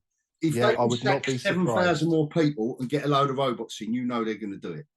I would not be surprised. And the problem is, it all becomes very, and that's what Disney's become. It's all become very bland, very cheap, and it hasn't got the same feel to it. And I'd fear if everything relied on AI, you'd get the same old shit. Okay, you got a new Star Wars product, but it's nothing special. No. And it's been made by a committee, not by a director and a writer and a producing team. Do you know what I mean? It hasn't got the magic to it. And I don't think you'd be able to capture that. And I could be totally wrong. It could be the way forward. But for me, I want the people making it. No, I'm with you. And that goes back to what Amber said a bit earlier on, where the AI can't create. There will be intrinsically a beauty missing. And what does it say for us, though? And what does it say for us? Are we getting to the point? Swimming dwarfs or Little Mermaid. Are we getting to the point where we're that fucking lazy? Yes, do you know what I mean? Really? Come on. I'm not, there are people who will be, but there will always be creators who have to create. It is in them to, they would, dying inside if they are not creating. And that, because that's what I was saying earlier, Liz, was that, there will be creators who just simply have to create. And then there will be the people who I'm just going to generate. That's a different thing. There's a difference between creating and generating. And I think that we're going to see a lot of AI generated entertainment come out, and people will enjoy it. But you're not going to destroy the creators. They're just going to have a lot more competition. Yes. I just think it comes back to that. It comes back to people, they want their 15 minutes of fame. Like, I'm not a writer. I can't write for shit. But I could go to Chat GPT and put in some notes and it could spit me out a thing and I could go, oh, look what I did. I'm great. It's just people want their 15 minutes of fame. It's no matter what. Let the creators create. Let directors direct. Let these people that do these things It just feels so fake. It just feels you just the thing that's going to be the thing that's going to be sucky is writers who work for companies, because the companies are going to need content quickly. Now, let's say you've got a brilliant writer, right? And then you have somebody who's brilliant with AI. And one of them is able to produce 100 stories in a week, and the other one can only produce 4. Which one are you going to hire? Yeah. It's cost effective, isn't it? Yeah. That is where the concern is that you can produce more content more quickly. I mean, I could edit somebody else's story. I edited Randy's book in like 2 weeks. I could never write a book in 2 weeks, you know, and that's what you're going to get is you're going to get people who can generate the story quickly, run through an edit, and bam, novel done in 2 weeks. And it's that increased demand for content as well, isn't it? Because the amount of streaming, the amount of content that's out there, which has destroyed a lot of companies, Disney being one of them, they've gone so content heavy where they've got to deliver. The quality's gone down so much. And it's almost like, how much content? Like, don't get me wrong, we all love this shit. We all love films, we all love books, we all love fantasy, comics, graphic novels, the whole lot. We all love all this medium. But you keep shoving it down our throats. I want to go to the pub. Like, people need to get out and about more. I mean, it's physically impossible to see and watch all this content. I want to go down the pub. I want to go for a walk, get outside, get some fresh air. Do you know what I mean? Yeah, but the content will remain the same. It will be the amount of creators you need. The content, if they need to create 1,000 pieces of shit a year, whoever it is, Amazon, Disney, whatever it is for their platforms, that same amount of content is going to stay there. But instead of teams of humans doing it, you will need one here, one there. You know, there will be robot controlled. Do you know what my prediction is for the next cameras? Thing? You know, they've just done their first McDonald's completely. All robots. McDonald's. Yeah. So you go to McDonald's, there is not a human being there. Really? You watch it. You see, it's on on Instagram. My prediction: automated McDonald's. Wow. No. So we're erasing. Yeah, it's real. I've seen that. Yeah, we're erasing ourselves. If we allow, if we stop and pause a minute. My next prediction. I don't want it. That's where it's going to come. We're not going to get. It'll be actors great content. We're not going to get extra great anything. We're just going to get the same as we've already got, even at the level of shit we've already got, or call it good. Just if everyone thinks it's good, we're going to get all the same as we've already had, but with less humans doing it. Yeah. My next prediction is the actors, because I reckon it'll get to a point, if we're going to go down this route, I reckon it'll get to a point. We've already sort of seen it with Mandalorian, with how they did Luke Skywalker. You get a nobody actor that's got a similar shape and build, and then you use the likeness and the voice. And I reckon actors will start sending off their likeness and voices. They'll get scanned in a 3D printer or whatever the fuck you want to do. And then they don't even have to turn up. They just go, oh, such and such wants to use your voice and that for this film. Yeah, cool. Have you seen the Keanu Reeves YouTube channel? The AI Keanu Reeves YouTube channel? No. It's so convincing. I saw the Joe Rogan so one. convincing. I've seen the Joe Rogan one. No, this is an entire channel of content that was, it's, the deep fake face and deep fake voice. It looks like him, it sounds like him, and it's just random ass stuff like, I'm unloading my groceries today. I mean, I look at it because I go, that's hilarious and entertaining, but I think you're right, Liz, that is going to be what it is. Instead of actors coming in and doing their own performances, they're just going to write releases for their likeness. I mean, look at Avatar. It won't last long. It'll be a flash in the pan.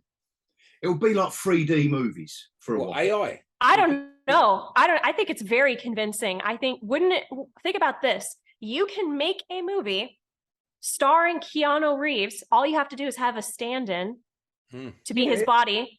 And Keanu Reeves, for $20,000, we got Keanu Reeves's likeness for this movie. It will look like him. It will sound like him, and you will think that it's him. But we just paid some, actor $10 an hour to come and do it.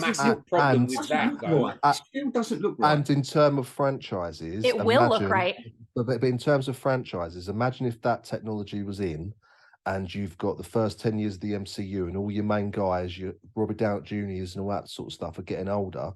They never have to age. You can just keep plumping out the franchise and keep pumping out the movies without your stars ever aging. Henry Cavill will never be too old to be Superman and all that sort of stuff.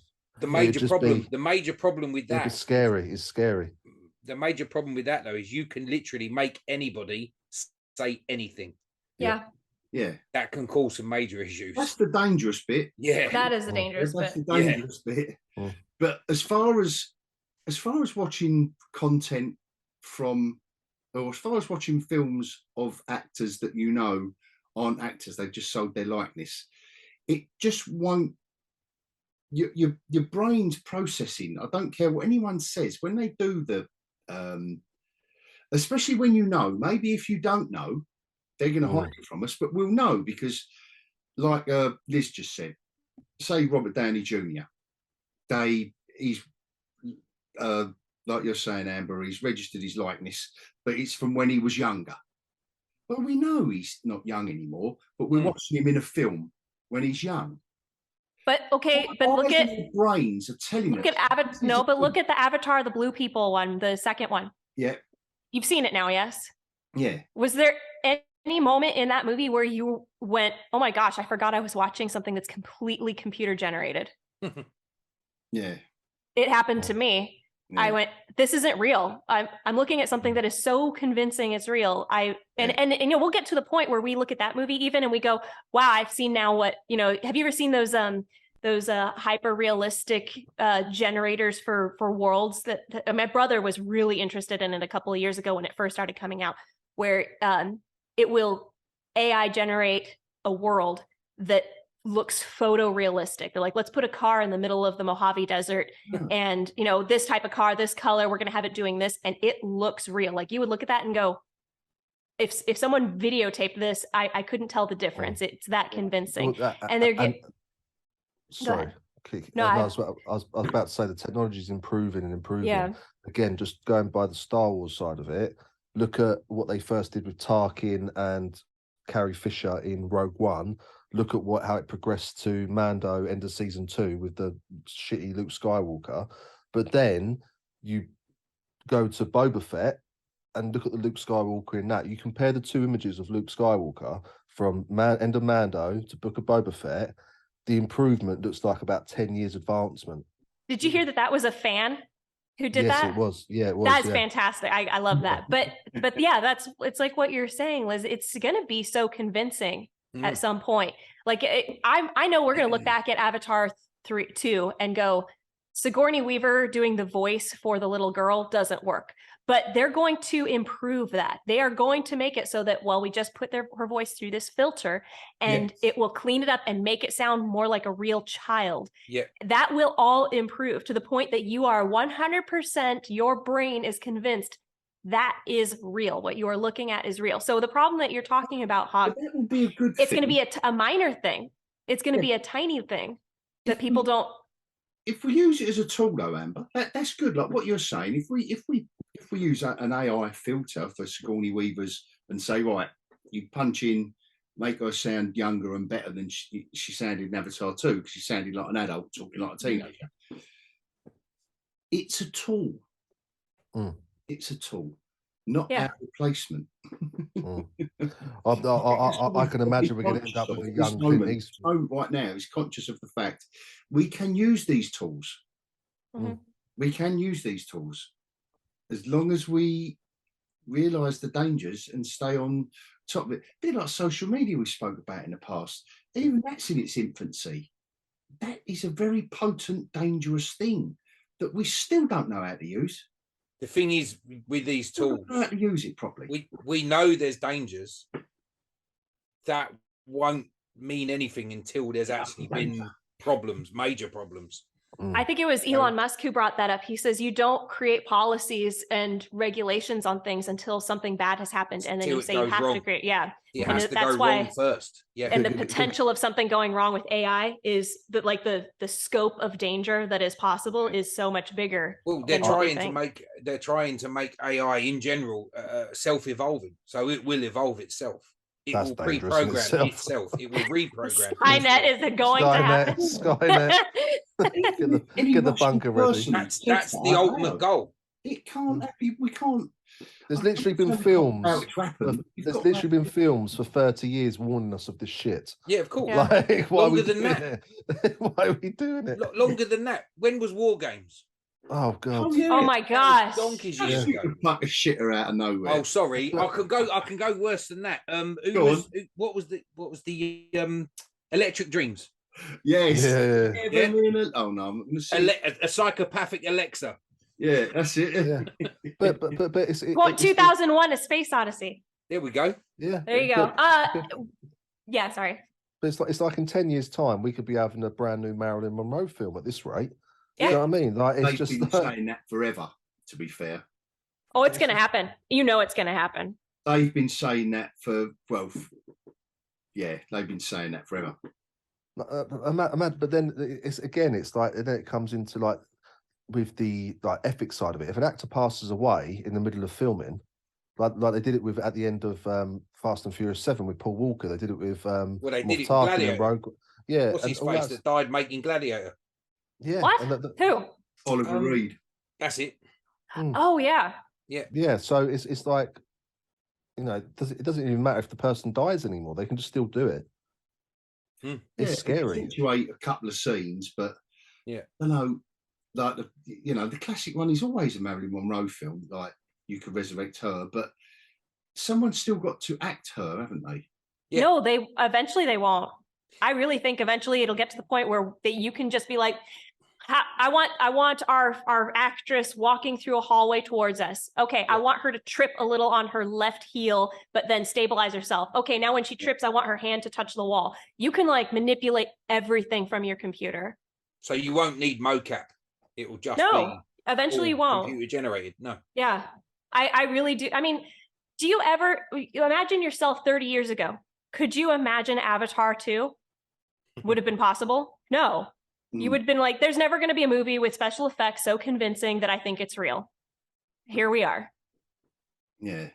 Well, it was, I mean, we mentioned T2 earlier on. I mean, when that first came out, that was... Well, you see it and you go, wow, that's spectacular. I saw the first Avatar and said, this is spectacular. How could it get better than this? Or what was the other one, Cameron?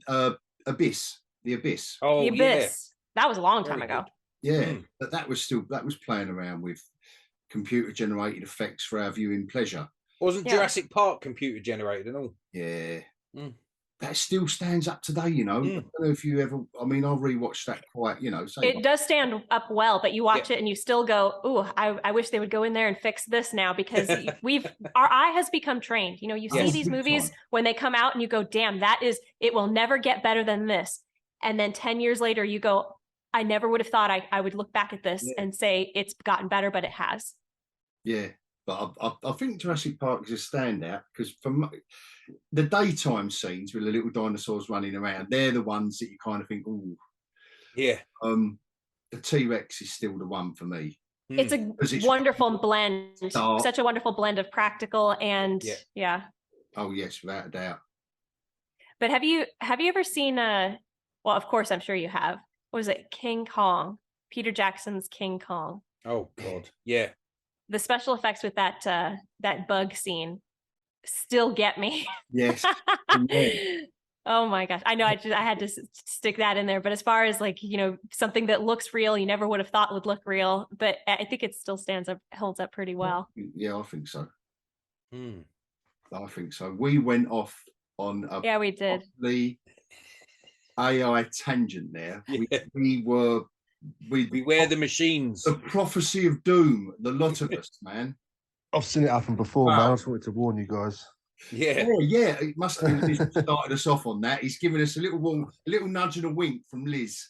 I think just the major issue is going to be, there's going to be a lot of artificial entertainment that is created and people will enjoy it. There will always be creators who have to create in order to feel fulfilled. It will be this drive they must do. And the problem is you're going to have more starving artists because they won't be able to make as much money. Because somebody will always be able to create something more easily and more cheaply. But it's scary. It will create an indie market again. So when everything goes AI and fake and crap, you will get it will go back to independent filmmakers. There'll be a group of guys and girls get together and go, do you know what? Should we do it ourselves without machines? And it will be a whole new Let's do it old school. Yeah. That's it. Your whole thing. You'll get another Pixar. It's on our doorstep because the fact they've put that into their little terms for their strike shows that it's not a distant thought of what could be in a couple of years. That tells me it's already happening. Liz, the trouble is they haven't got a lot of leverage because they haven't. They're giving out shit. I know that sounds really cynical and like taking the piss, but what they're doing, they've got no leverage. What that should be doing is the best creators. It's like a business model where competition makes you better. Yeah. You know, when I had a comic shop, I don't know if you ever told, when I had the comic shop in Southend. You had a comic shop? At the other end of the town who had a little market stall. He saw me doing well and he decided to open his comic shop next door to mine. Oh, geez. What a dick move. now it's that economic business model of competition and who is the best. You know, you've got to trust in your own business, your own shop, looking after your customers, and the manager was doing his nut running around. I said, well, you know, are we that shit that you're worried about him? Yeah. He's the new kid on the block. He's got to work twice as hard as us because we're the established one. That's it. Now, but we have to raise our game. And what I would say, set fire to the shop. Worried about AI is, listen, you're not churning out some shit, lads and girls. You're churning out some proper shit. I know you're probably being asked to churn it out, but you've got to rethink. I don't know about that particular term. I thought they was just after a bit more dough on par with everyone else. No, AI was mentioned. Like these budgets are spiraling, aren't they? These budgets, that, you know, getting it on track a little bit, like budgets and runtime. You know, I'm going to pick on Little Mermaid again because it deserves it. It deserves it. $250 million. And it's not like you're paying, say, you're not like you're paying Robert Downey Jr. $50 million to do 2 back-to-back Avengers movies, is it? No. Going to earn $1 billion each. Where have you spent $250 million? And when you look at the credits at the end, you'll realise where they spent it all. There'll be like 28 hairstylists. 15. There'll be 15 for the nail groomers. There'll be 15 pedicurists. You've got a thing for the hairstylists. He has. It's lack of hair. It's jealousy. I'm not jealous at all. No, but what's her name's hair in Guardians was well greasy, wasn't it? Who? Oh, Zoe's Gamora. Oh, yes. Gamora's hair. Yeah. Chris Pratt, I mean, it was proper taking me. It was proper taking me out of the film. I don't know why. I'm thinking, oh man, your hair's never normally that fluffy. It was all big and fluffy like Boofy. It doesn't say much for the movie, though, does it? No, if you're concentrating on the hair. Then Gamora's all greasy bits here, and I thought, oh, hair was all nice. Had a little red in it. That movie was a mixed bag. Nice bit of red. That movie was such a mixed bag. Such a mixed bag. It was, yeah. Again, we're finding out too much, aren't we? Like Rocket Raccoon. Did we want to know his origin? Or could they have just alluded to the experimentation rather than show the complete story with a warrior? But to be fair, though, out of the whole film, that was the bit that intrigued me the most in a weird way. That was the best bit that was the best hour and a half. Give me. Yeah. Was it because it was something that you hadn't seen yet, and it was a completely unique chunk of the movie? It was quite dark, to be fair. I don't think they ever done that in the comics either. I don't know. think But it was quite dark, especially when his little mate went as well. It was quite dark. It was it was a little bit of Watership Down. It was a little bit of Animal Farm. It was a little bit, yeah. But then it intersects. I was going to say Animal House then. Yeah, that would have been interesting. That would have been a completely different time. That would have been a good Marvel movie, wouldn't it? Yeah. But what I mean was, did it feel like this was a breather from everything else? Everything else is stuff we've kind of seen and done before, and this was just like a unique chunk of storytelling that was just set in the middle of the movie, and so it felt like I'm watching the same. What's this? It's different. Yes. And then back to, Well, the way it was cut throughout the film, movie in the middle of it.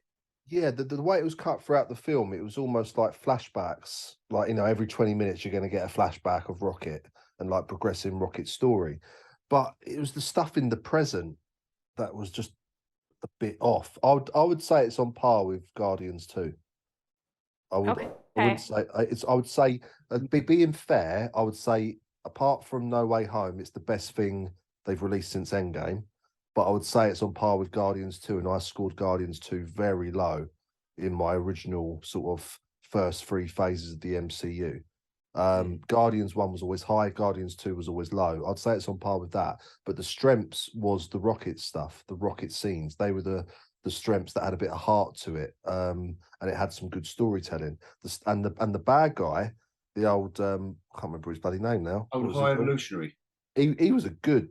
He put in a good performance on that. And he was very from the comics, like Harry, you know, they didn't really go there, but he was proper mental, wasn't he? But yeah, he was good. And he had these weird powers at the end because the plot demanded it at that point. That scene had to look good with rays coming out of his hand. I thought, well, hold on, where does he get rays from? He's a mad inventor, but now he's got lasers coming out of his hand. It's like, hello. Yeah, it was a very mixed bag. There was some really good, nice, strong moments. You're being really fair. You're being really fair, really. Yeah, there was some strong moments, but overall, it was a bit like, okay. It was a shame, and bear in mind that's probably the best thing Marvel are going to release. But getting back to with the writers, did you see that latest thing that old Elizabeth Olsen said about working on Doctor Strange and the Multiverse of Madness? She basically said in a recent interview, only during the past couple of weeks, that she stopped learning her lines working on that film. Oh, really? Because the script changed daily. Wow. That's more or less a direct quote. She said, I stopped. She said, I'll get the script. She obviously read the script and signed on to the film. She said, but it got to a point where she stopped reading her line, learning her lines, because she knew when she went on set the next day or next week to film her scene, it would be completely different. Wow. That is a perfect symptom of what the problem is with movies today, is the fact that you are changing the script seconds before you are filming it. Yes. Means there is not a solid script. Yes, it's a bit like the Blade one as well. And I think this is between the last hogCAST we did and now. And I know the writer's strike's come in, but just before the writer's strike struck, they got a serious writer on board of the Blade movie that they were going to start filming at the end of May. Yeah. They got a serious writer in to start writing the script. And the more you think about it, so you've greenlit a movie, you've got the actors in place, you've got the rest of the cast and crew in place. All we need now is the script. So you get the clapperboard out, you go, right, lights, camera, script, action. It's like they make because if you haven't got the script, you haven't got a schedule to film the scenes. You haven't got the locations. You don't know where. You fix it in post. What are we getting? Yes, fix it in the edit. It's fine. They had a script, but they decided it was no good, and they've got this right. You know, I'm exaggerating a little bit, but if he's going to rewrite it, you're not going to have locations that maybe were in it, and you might have extra locations. You might have. But how many restrictions has he got? Just because he's rewriting it doesn't mean say the story's changing. It could be scene for scene how it originally was, but all the dialogue's been rewritten.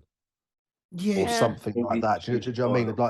Like how much? It's not how much to change the dialogue. How much discretion has he got on actually changing it? Does he have to stick to the overall plot? Does he have to? What's he got to stick to? I don't know, and I don't care. My point being is that how do you assemble a major feature film and rewrite it 4 weeks before you're going in reverse, essentially, isn't it? It's ridiculous. And no wonder why they're losing money. You're essentially forget everything. Forget everything modern. Forget everything modern. Can you think of a film, say 15 years ago, that had to go through reshoots upon reshoots upon reshoots? No. I know movies do pickups. That's normal. You do script. pickups. That's normal. Yeah, that's it. Few pickups. Yeah. Not reshoots upon reshoots to change scenes, to change. No. It just seems to be a modern thing. It's just it's a completely modern thing. And, it makes no sense. Unless you've got that locked in, and I think it comes from limitless resources as well. Comes from limitless resources. I will tell you the one film, old school film that done massive reshoots. Go on. Back to the Future, the original. Did it?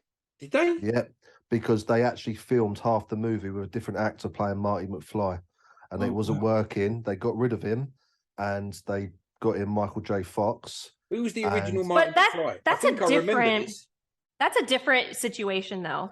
Yeah. Because that's not, we're going to change everything. That's okay. We have a different actor. We have to reshoot the stuff we've already got. Yeah. And at that point, you've already filmed a bunch of stuff, and you can say, you know what? While we were on set, we learned a few things about how this could be done better.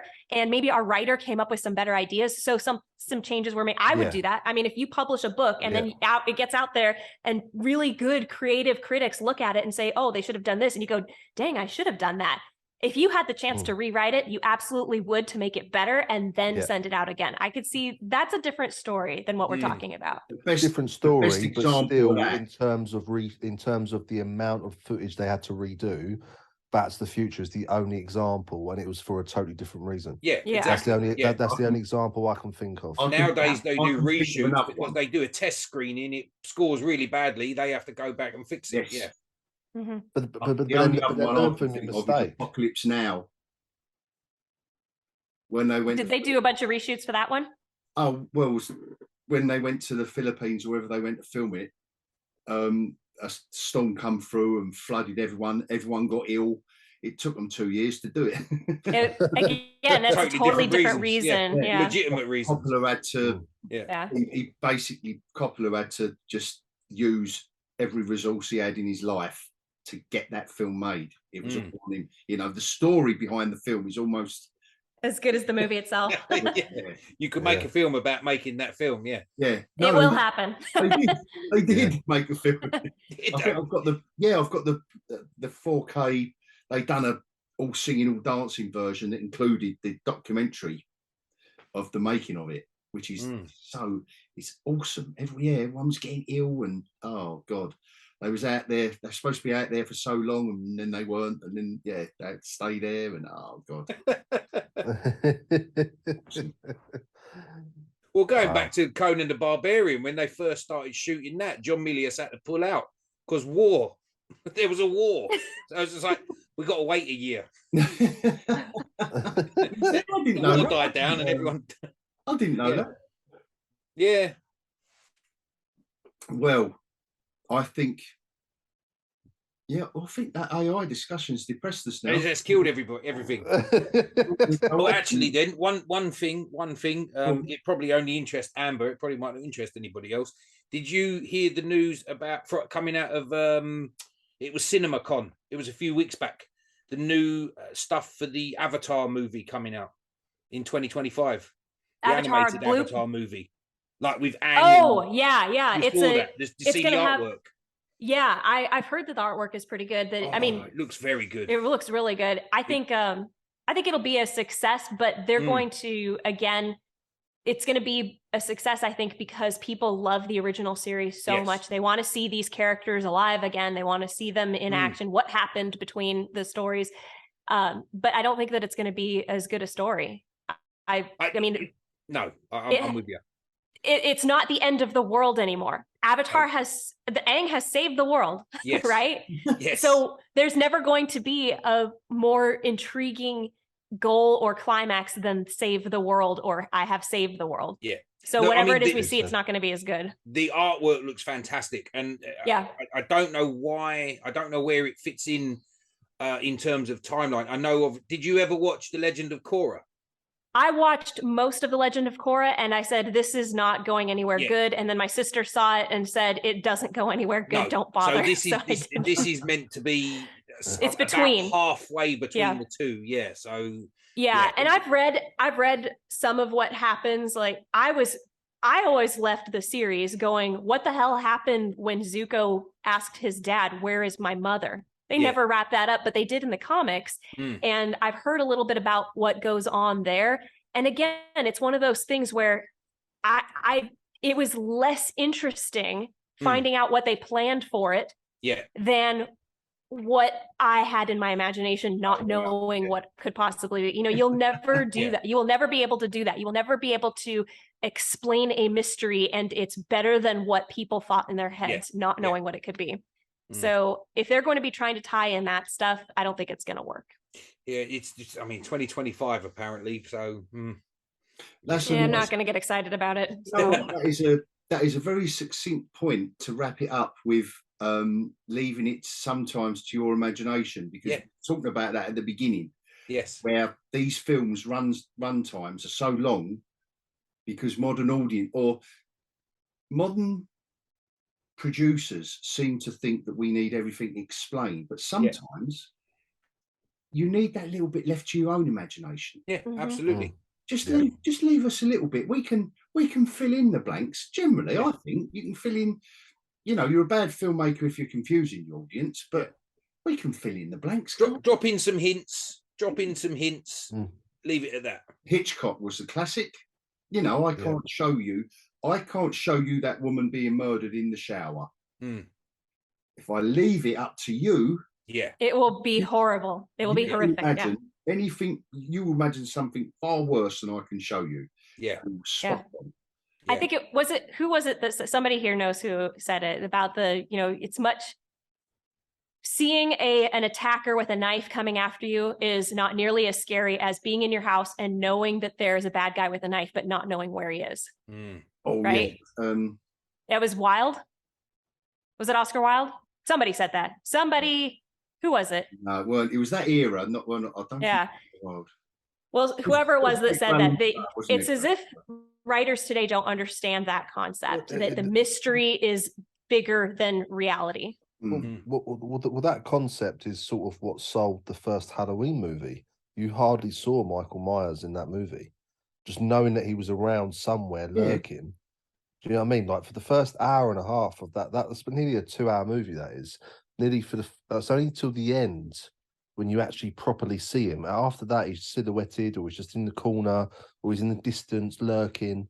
You very rarely see him in that movie. So what's his name's character talking him up, isn't it? Oh, he broke out of prison, murdered as a kid, and you see a flashback. It was all alluded to. Yeah. You think about this is something we've always known, though. Think about the campfire stories that we tell kids.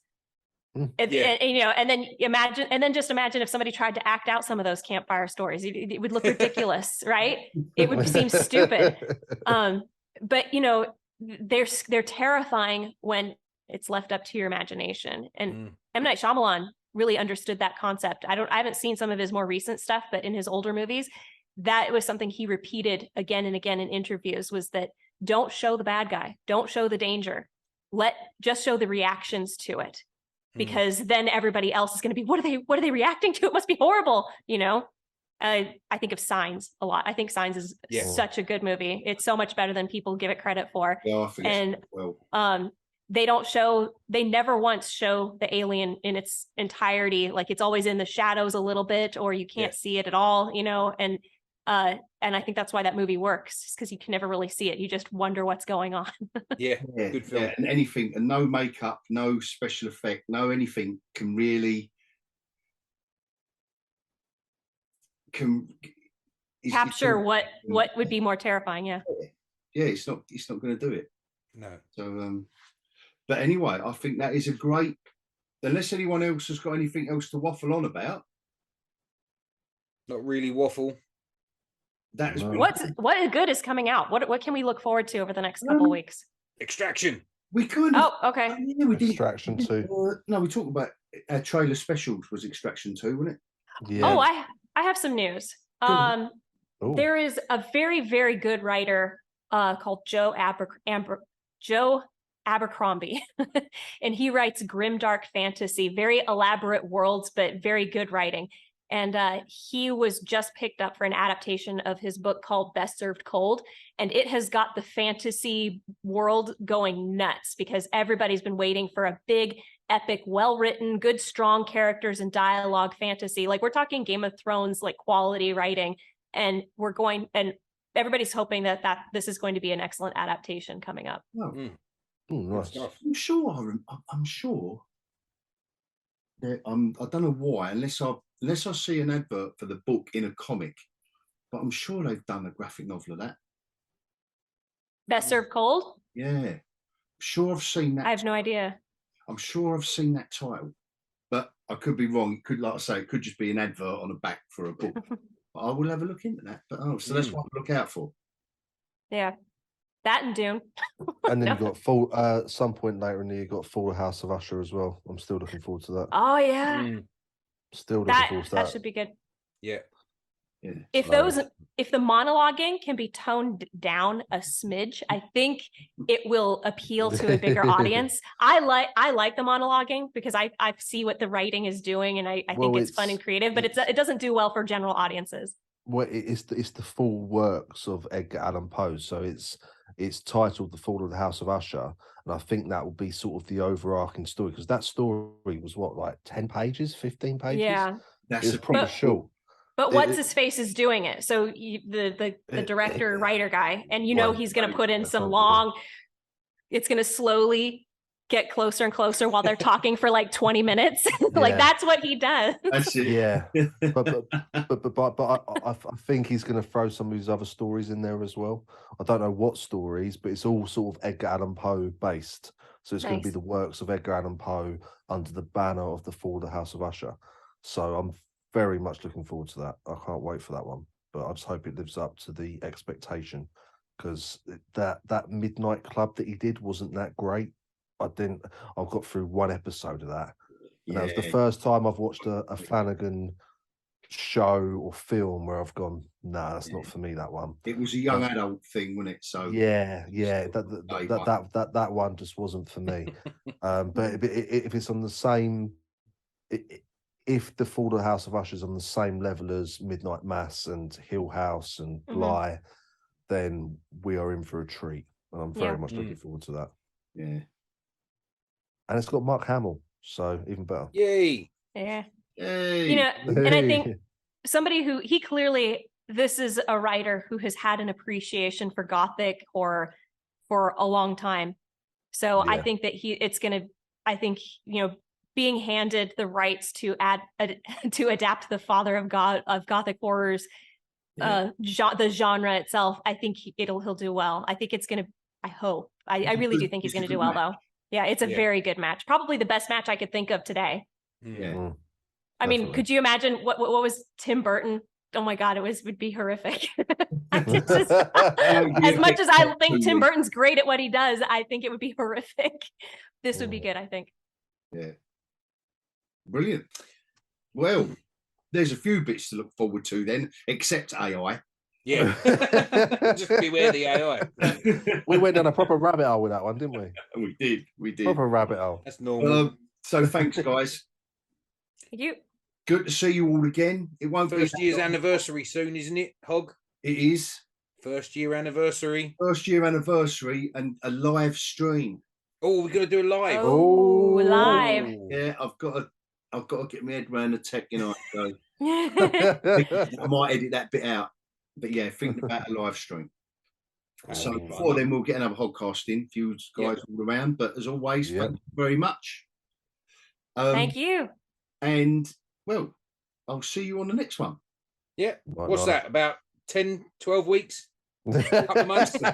Christmas. So put the little Christmas sign up. All right, yeah, cool. Put the Christmas hat on me and that'll do. No, we're trying to get back on schedule now. Good. I've had me mad moment. I'm back out. Great to see everybody again. Yeah. All right, then, guys. Adios. Night. Have a good one.